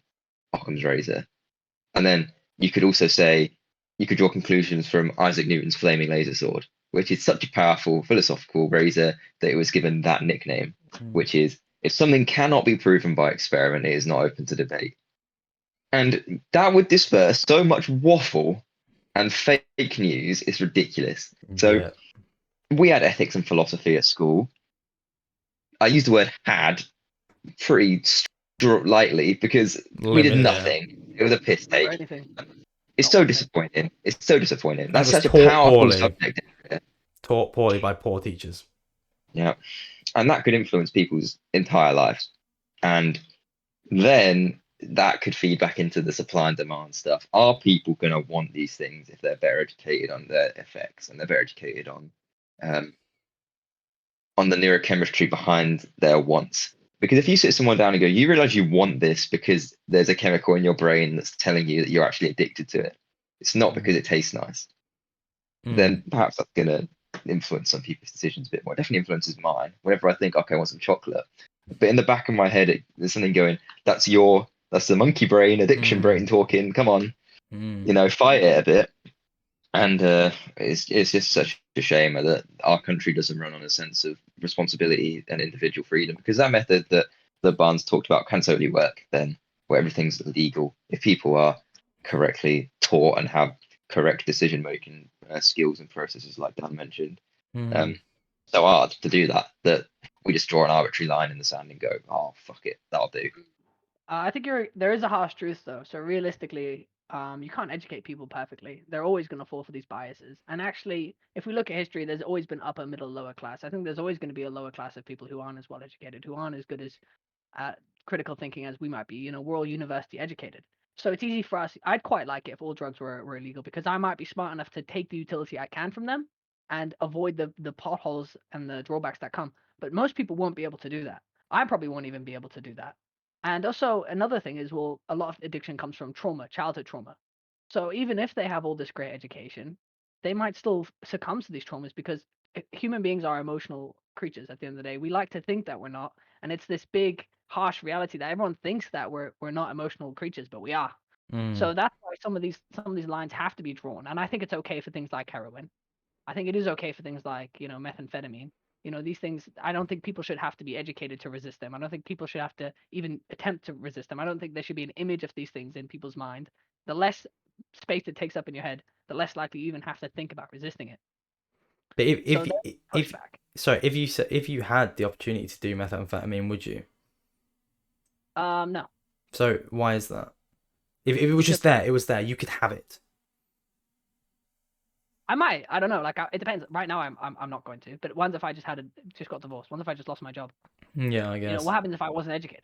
What happens if Mm. I was lower class? What happens if I had childhood trauma? Yeah. So it's not about me. Yeah, and I think it also boils down to potentially, if you do legalize those things, you have to make sure you have institutions in place, whether that be the correct prison systems or whether that is mental health systems, which we don't have anymore really. It's across the US and the USA. We don't really have these. They used to be called asylums, right? But just like sort of places for people with mental illnesses and mental problems to go to have like a safe place almost for those people. So it's like people, if you made it all drugs legal, say, I don't know, it's very theoretical. If you made them all legal, and then educate the majority of the population, most probably wouldn't. Some would only do the stuff that would, provide utility to them, like you said. But then some people who want and aren't in control of their emotions or their feelings or anything, and they get overwhelmed, can go to these institutions where they can, seek rehab, seek recovery, all these different things, and that all depends on the quality of that and all these different variables. But I think it's definitely something that it shouldn't be too far in our brains to the point where we can't think of these things, right?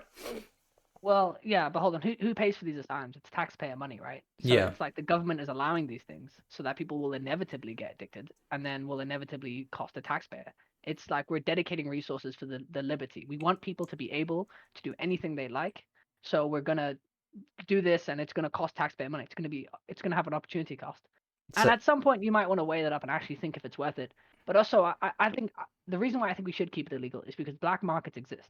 If anyone really wants something, they can get it, right? And Mhm. if you're smart enough to get it, you're smart enough to maybe use it more correctly or use it in a more ethical way, or at least not get the majority of people addicted to cocaine or Mhm. methamphetamine and things like that.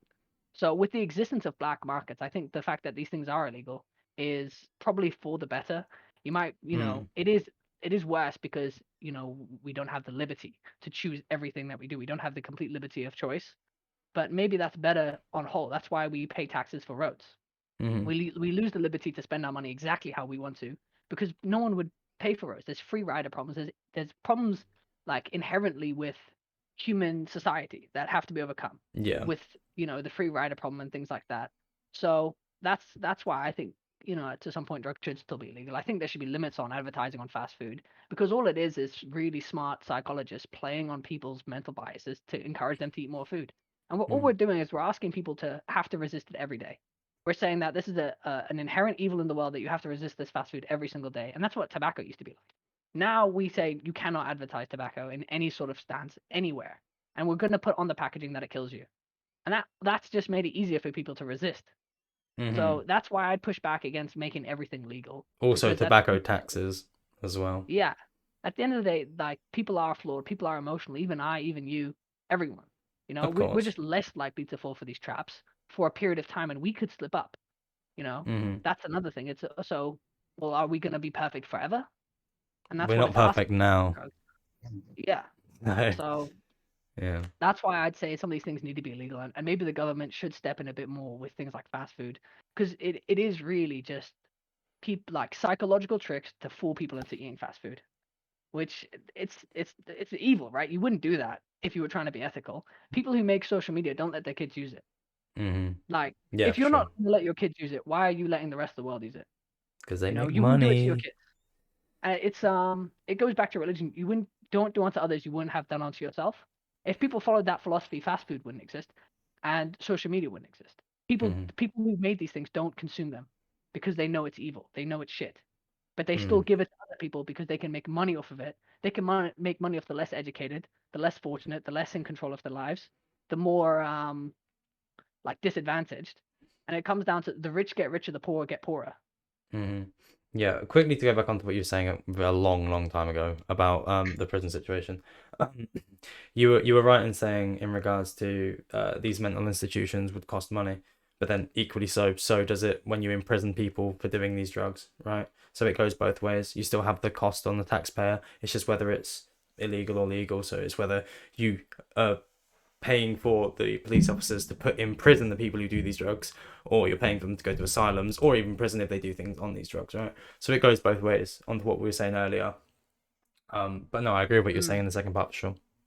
And maybe maybe prisons can be better done. Maybe asylums can be better done. Maybe people in asylums would go to like a camp, not a Holocaust camp, but a camp where they provide some physical labor. They get therapy. They get treated well enough, and they can provide some utility while they get rehab.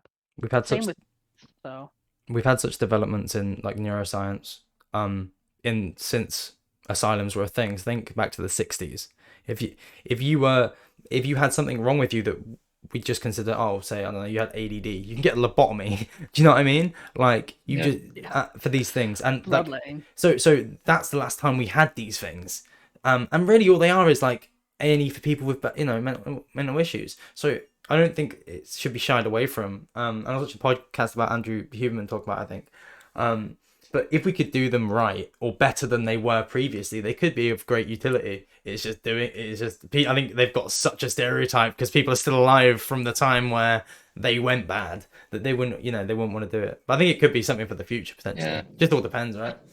Or I other think drugs, another thing as well is that if you wanted, you could bring a counter argument up to the whole drug thing we are talking about before. This is slightly backwards now, Yeah. but there have been examples. I think it's Tom might have to correct me on this because he knows quite a bit more about this. Was it Spain who briefly legalized? Portugal, yeah. Who briefly legalized all drugs, saw a decrease in criminal activity, and also it sorted their drug problem out a lot. Still there's certain states in an America issue, as well. And this is the thing: is that yes, on one hand, you can say it's a cost benefit analysis of, do you want to decentralize the issue away from criminal activity into a broader accessibility to everyone, or do you want to take the stance of people are not capable of knowing what's best for them, whether or not that's because they're less able to make functional decisions based on their circumstances, trauma or whatever.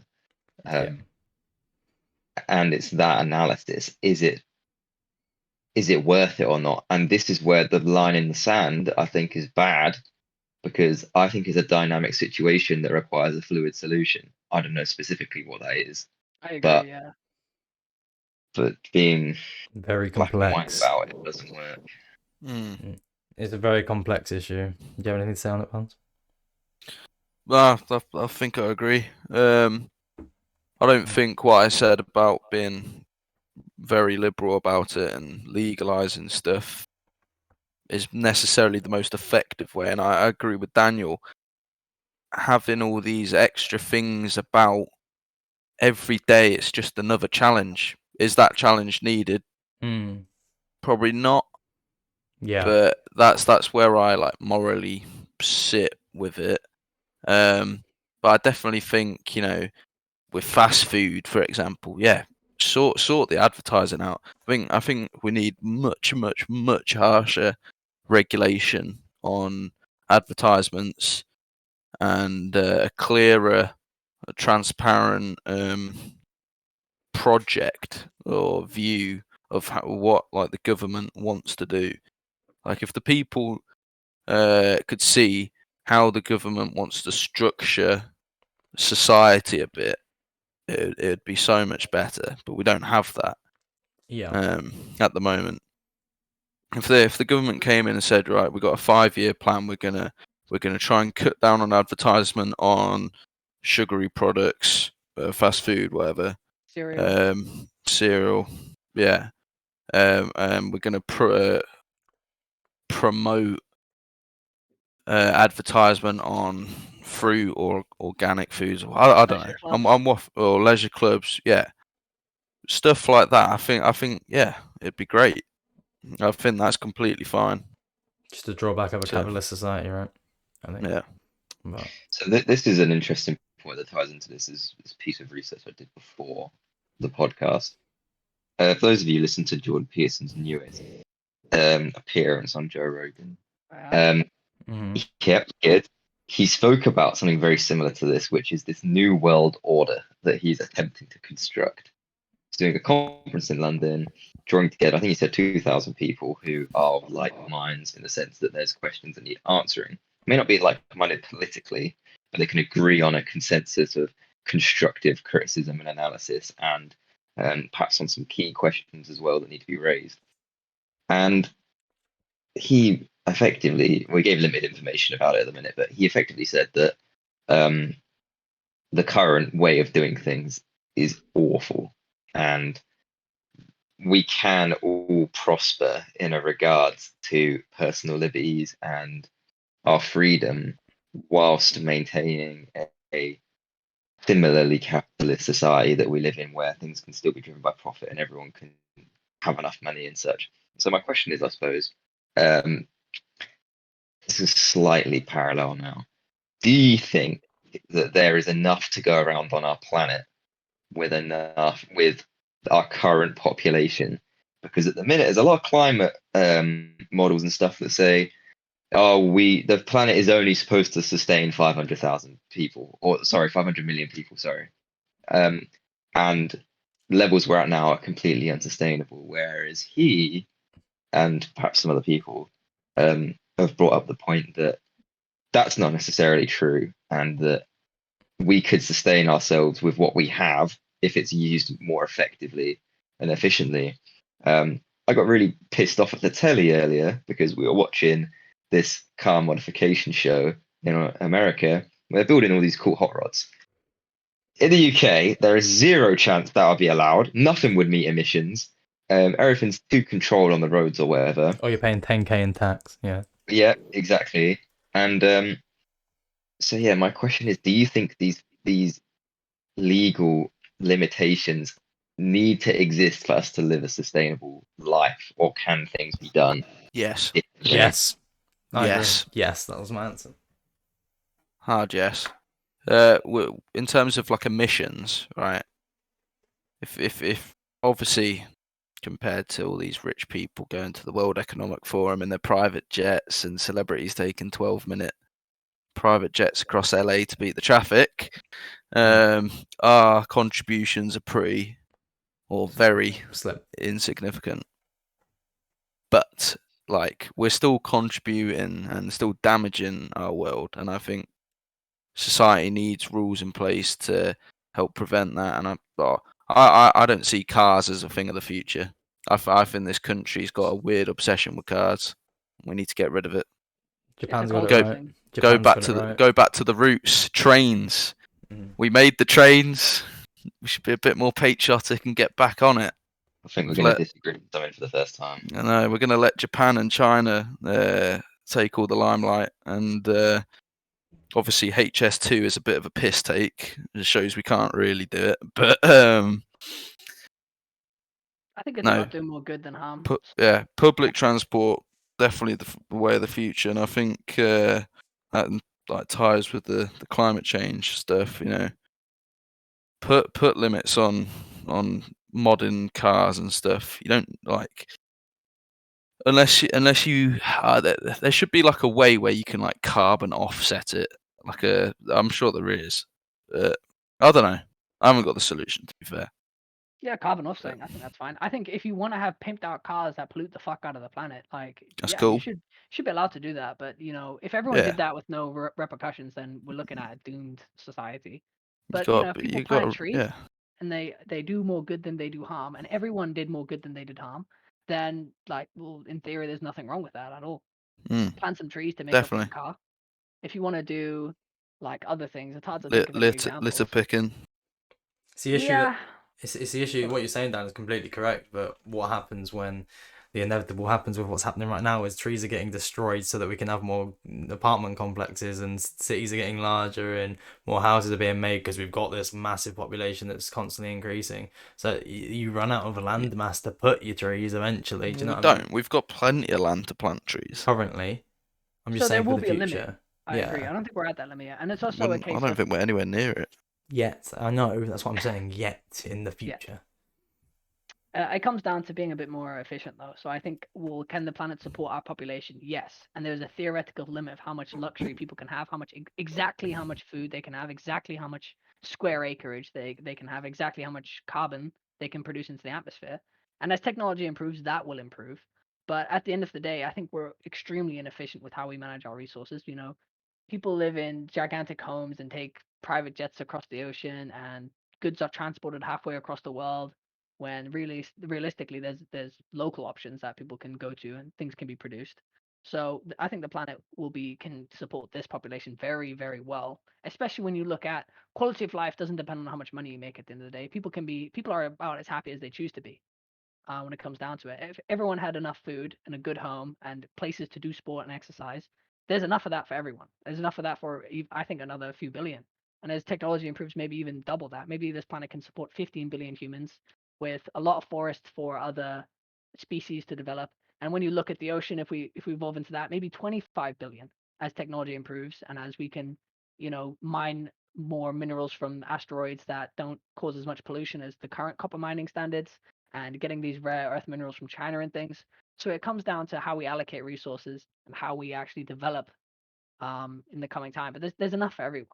There's just no doubt about that. We don't need more. We could do with less. I have And there's such a plenty of areas that we haven't tapped into. I have such a problem with this sense of entitlement that we have as a Western society in this regard. So, for example, we like to point to China as the biggest carbon emitter. That is true. They also plant the most trees by like the next 5 countries combined. So it's interesting because there's a concept that if we prevent emerging economies, so for example, prevent economies from going through their own industrial revolution, whether that's, I'm trying to think of a good example for this. India? India, or Kenya? maybe he's done it already. Nigeria, Congo. Sri Lanka, Congo. Yeah. I don't think that's fair. We're not in a Not at position all. to let Not at all. anyone. Not ethical, yeah. And two, the climate sort of doom and gloom outlook is just so depressing, and it doesn't fix anything. Saying, "Oh yeah, we're gonna get past point of no return. We need to drastically change all cars to electric and stuff." No, mate, that's not a problem. Problem is that we're destroying the Amazon rainforest at like ridiculous rates. It's nothing to do with the UK. We're on track for our climate targets. The UK, we're the best in Europe by a mile for our climate targets. I don't think we should be restricting people's personal freedoms. And this is coming from someone who's a huge champion of sustainability, in the name of clean energy or anything like that. Because the government loves to stand on this idea, but they'll do it as long as it doesn't affect their bottom lines. There was the whole green solar panel scheme where if you had solar panels, you could feed the energy back into the grid and you get money for it. That's now a quarter of what it was, that money. So they're more than happy to restrict people's personal freedoms when it comes to, for example, their car emissions or whatever. But then they won't fund schemes like that. So they're helpful to a point. They're helpful to a point where it's offsetting the responsibility onto the people. It feels like massive global corporations. They're the main emitters. That's not me. And the third biggest emitter on the world globally, first is China, then it's America, then it's wasted food. So yes, that's That's something the West. everyone can do. Yeah, that's the West, and that's something we should be focusing on. Not, oh, it's Green Earth Hour, let's all turn our lights off for an hour, and then everyone gets to go to bed thinking, fantastic, I've done my year's worth of climate fighting for the year. It's fucking ridiculous. I quickly add to what you just said with the food waste. I'm fairly certain in some Eastern countries, I think it's Uzbekistan, it's illegal or morally no one throws food in the bin. Like you don't do it. If you don't finish your food, you go and give it to the homeless or you put it in the fridge. Yep. No one chucks food out at all. It's like such a disrespectful thing to do. And we don't have that here. We focus on all the wrong things. It feels like there's so many other measures we could take that don't restrict people's personal freedoms or have better impacts overall. It just feels so dishonest. Why don't we invest in carbon capture, for example, whether that's artificially or by planting a load of trees? If it's up to me, it would be in Brazil right now. But have the whole Amazon, and I suppose the other countries that it borders into. But the whole Amazon rainforest is now a NATO protected wildlife reserve. And you don't get a choice. It's not up to you. It's a global resource that's vital to the biodiversity and sustainability of our planet. Ridiculous amounts of cancer research happen there. All the indigenous tribes that live there, for example, just because it's your sovereign country, in one regard, doesn't let them exploit it when it impacts everyone else. But we also don't have a right to tell them you can't go through any industrial revolution at all. So it is a balance in some ways, and we have to not be pretentious about it. It's a fluid situation. It's a cost benefit analysis. If you just look at what's happening in Brazil, they do it because the private benefit is greater than the private cost, but the public cost is greater than the public benefit. So it's a net negative on the planet, but it's a positive in Brazil, and it's probably even a negative on Brazil and a positive for Brazilian politicians and Brazilian corporations, which that's even fucking worse, and that happens in a lot of cases. It's well, if you compare that to some countries where they need to develop to actually sustain their population, we have no right getting interfering with that. Whereas Brazil, cutting down the rainforest does not help them sustain their population. The 80% of the deforestation in the Amazon is due to cattle farming. And that's not because they need cows to feed the population. That's because their population enjoys beef and they export it. They export a lot. Yeah, feed the wheat that you feed the cows to the fucking people. Yeah. It's ridiculous and in that situation we can interfere, in my opinion, because it's not something that's like directly benefiting their nation. I don't think that's pretentious necessarily. I think that's just purely such a damaging impact on the world that it needs to be interfered with. Don't cows also pollute? What do you say? Don't cows also pollute? Like, don't they? Like, yeah, it's a cycle though. So like they do emit methane and stuff, but they like I don't know. It's a cycle. That's how. What mainly happens is the biomass in the Amazon is focused in. People think the land in the Amazon is really fertile. It's not. It's dog shit. You cannot grow anything there because all the biomass is located in the keep moving them, don't you? That's why they keep cutting it down. Yeah, we did this in geography, didn't we? Yeah. So yeah, that's exactly why they have to keep moving it and deforesting more and more rainforest, and it causes desertification. They shouldn't produce it there. There's other places in the world that can produce these goods. There's land which can't be farmed on, but cattle can be grazed on in parts of Africa and parts of Europe, and that's where the production should be. And it's just about allocating, the production to the right places. Yeah, or it can be done sustainably. Yeah, there's carbon negative farming. Yep. Where like you sequester carbon from the atmosphere into the ground through farming, the right farming cycle. Yeah, plant different plants together that benefit each other in their own ecosystem, and I don't know, have sheep grazing on. Okay, I don't exactly know how you'd do this, but you'd have some sort. Exactly, yeah. Use that land for animals that aren't compatible in one instance, and the animals that can live in a rainforest, for example, chuck some cows in the rainforest, and yeah, you can still grow cows there, and they're not going to eat the trees.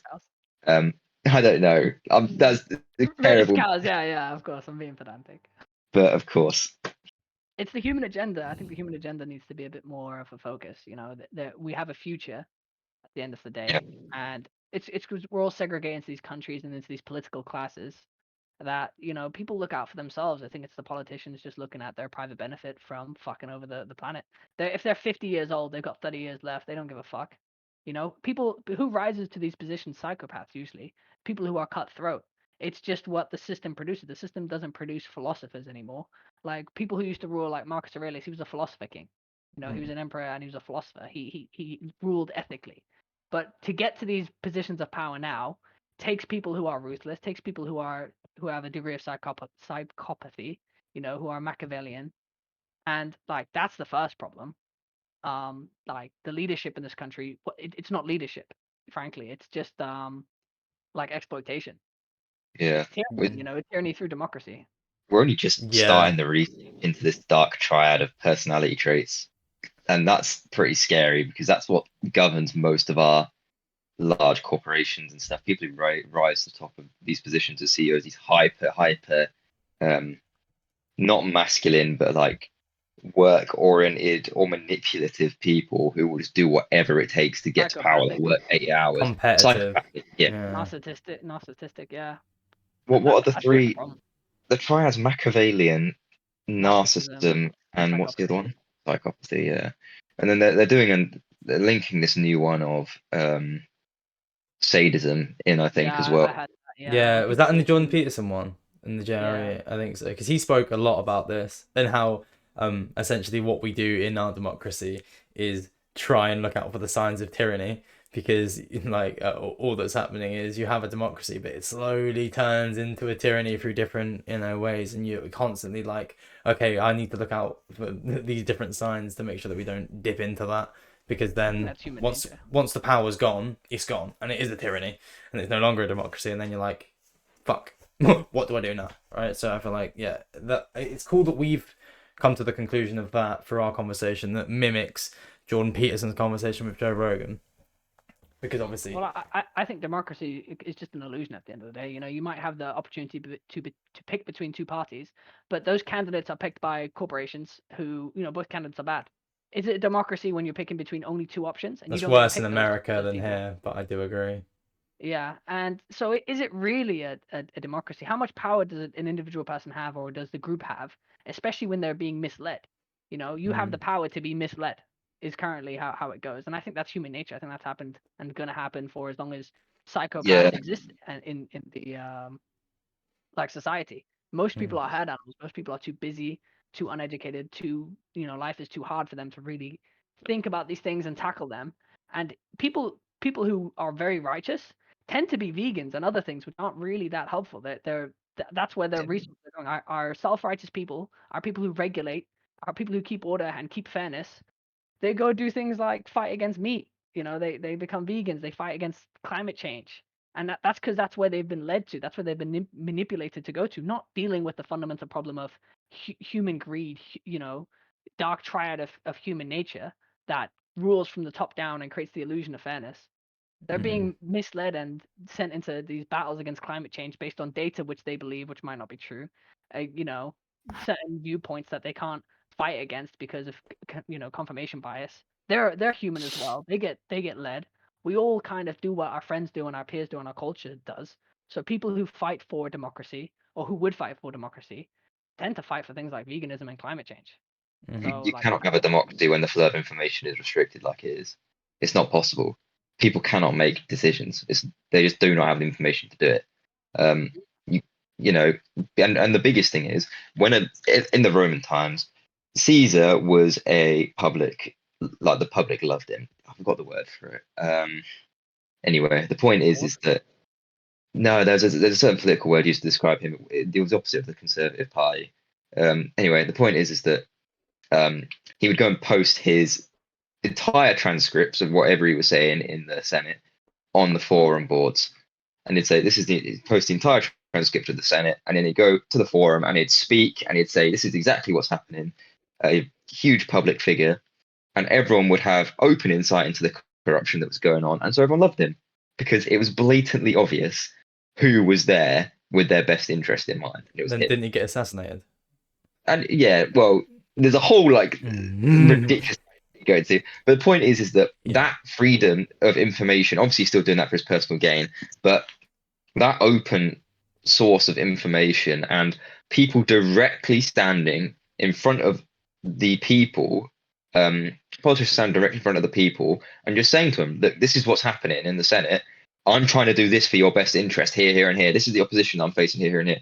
And having the gall and the guts to stand in front of their actual electorate and try and be open and honest with them is something that we just don't have because the information is just so ridiculously restricted now.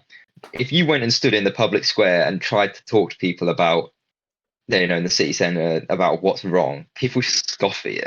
Like, who's this geezer on the microphone? Yeah, the So- groupthink is in order. The groupthink. If you try and oppose climate change like Jordan Peterson does, the little bit of pushback he does, everyone knows climate change is real. It's just ingrained. They push back Yeah. too hard. It's like And then it's groupthink. like, okay, and then it's people blow it up as well. It's like, okay, no, he's not saying that it doesn't exist. He's saying that perhaps it's good to be skeptic about some of the models that are being produced that say we're all going to be dead in 10 years. Mm. In the 1980s, they thought we'd all be dead by now with the level of climate change that we're on. Our planet's Yeah. greener than it was then. The past 5 years or something, our forests have grown. Ozone layer.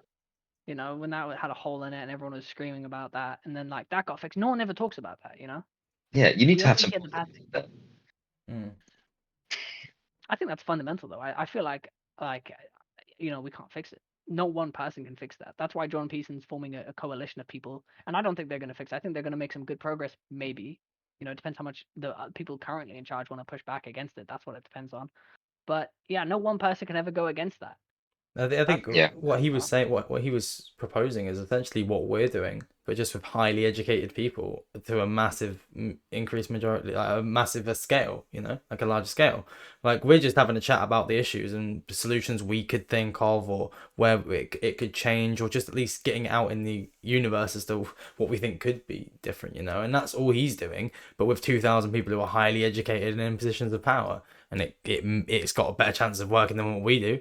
But like like you said, the chances of them coming up with a decent solution are probably slim. I think the problem is they're gonna come with a decent solution. It just won't be accepted. I feel like, think about Andrew Tate. How many people said like, oh, you go to universities and this guy was interviewing them. Oh, do you like Andrew Tate? No, I hate him. Why? Oh, he's a misogynist. Half of them didn't know what misogyny meant. Right? Yeah. That's a fucking red flag. Right? Mm. And then another quarter couldn't name any one thing he did bad, but yet their feeling was so strong. They were completely convinced about something, and this was just Andrew Tate. So imagine climate change. Imagine other like really implemented ideas. Like, maybe they challenge current democracy. And then it's just so easy to control the flow of information, to completely slander them. Mislead the public on, okay, Jordan Peterson doesn't want democracy. Oh, he's actually in it to gain this much money from it. And these might be true things. He might on the surface say he doesn't want democracy as it is, and he might sit to gain. So you can say the truth to people and get them to believe what you want them to believe. You don't even have to misrepresent. You don't have to make things up. You can just control what truth is seen and what isn't seen, and how you say it. If you say it in a newsletter, like in a newspaper, it'll have such a different effect. But versus if you sat someone down and told them all the facts. It's when people absorb things that they believe in. So if they see a media source they trust say it, right, they're gonna believe it. If some hobo on the street said it, they're not gonna believe it. So it's not about the information, it's about people and their mindset to it most of the time. Yeah. All of the time, sorry, not even most. Yeah, no, I do agree. I agree with what you said. I think we should read a book and then do a podcast. There's a book on like the ugly truth of democracy for realists, or democracy for realists, which talks about this thing and classes and history and stuff. I haven't read it, but I read a summary. I think we should read a book like that and then come here and discuss these ideas, or read a book like The Elephant in the Mind, which talks about like how people are emotionally driven, irrational, and they convince themselves they're not these things. They're convinced themselves they're irrational. They believe it. Yeah. I think that could be a good idea. Yeah, no, I And we'd fully have one agree. book to discuss. We go through the key points. We say, okay, was this overbearing? Did they presume too much here? Because it's about the stuff we're talking now. Now. Yeah, no, I fully agree. I was gonna say we've been going for like, I think 2 hours 20 minutes, 2 hours and a half. So I reckon it's probably about time for us to wrap things up. But like definitely for the future, I think.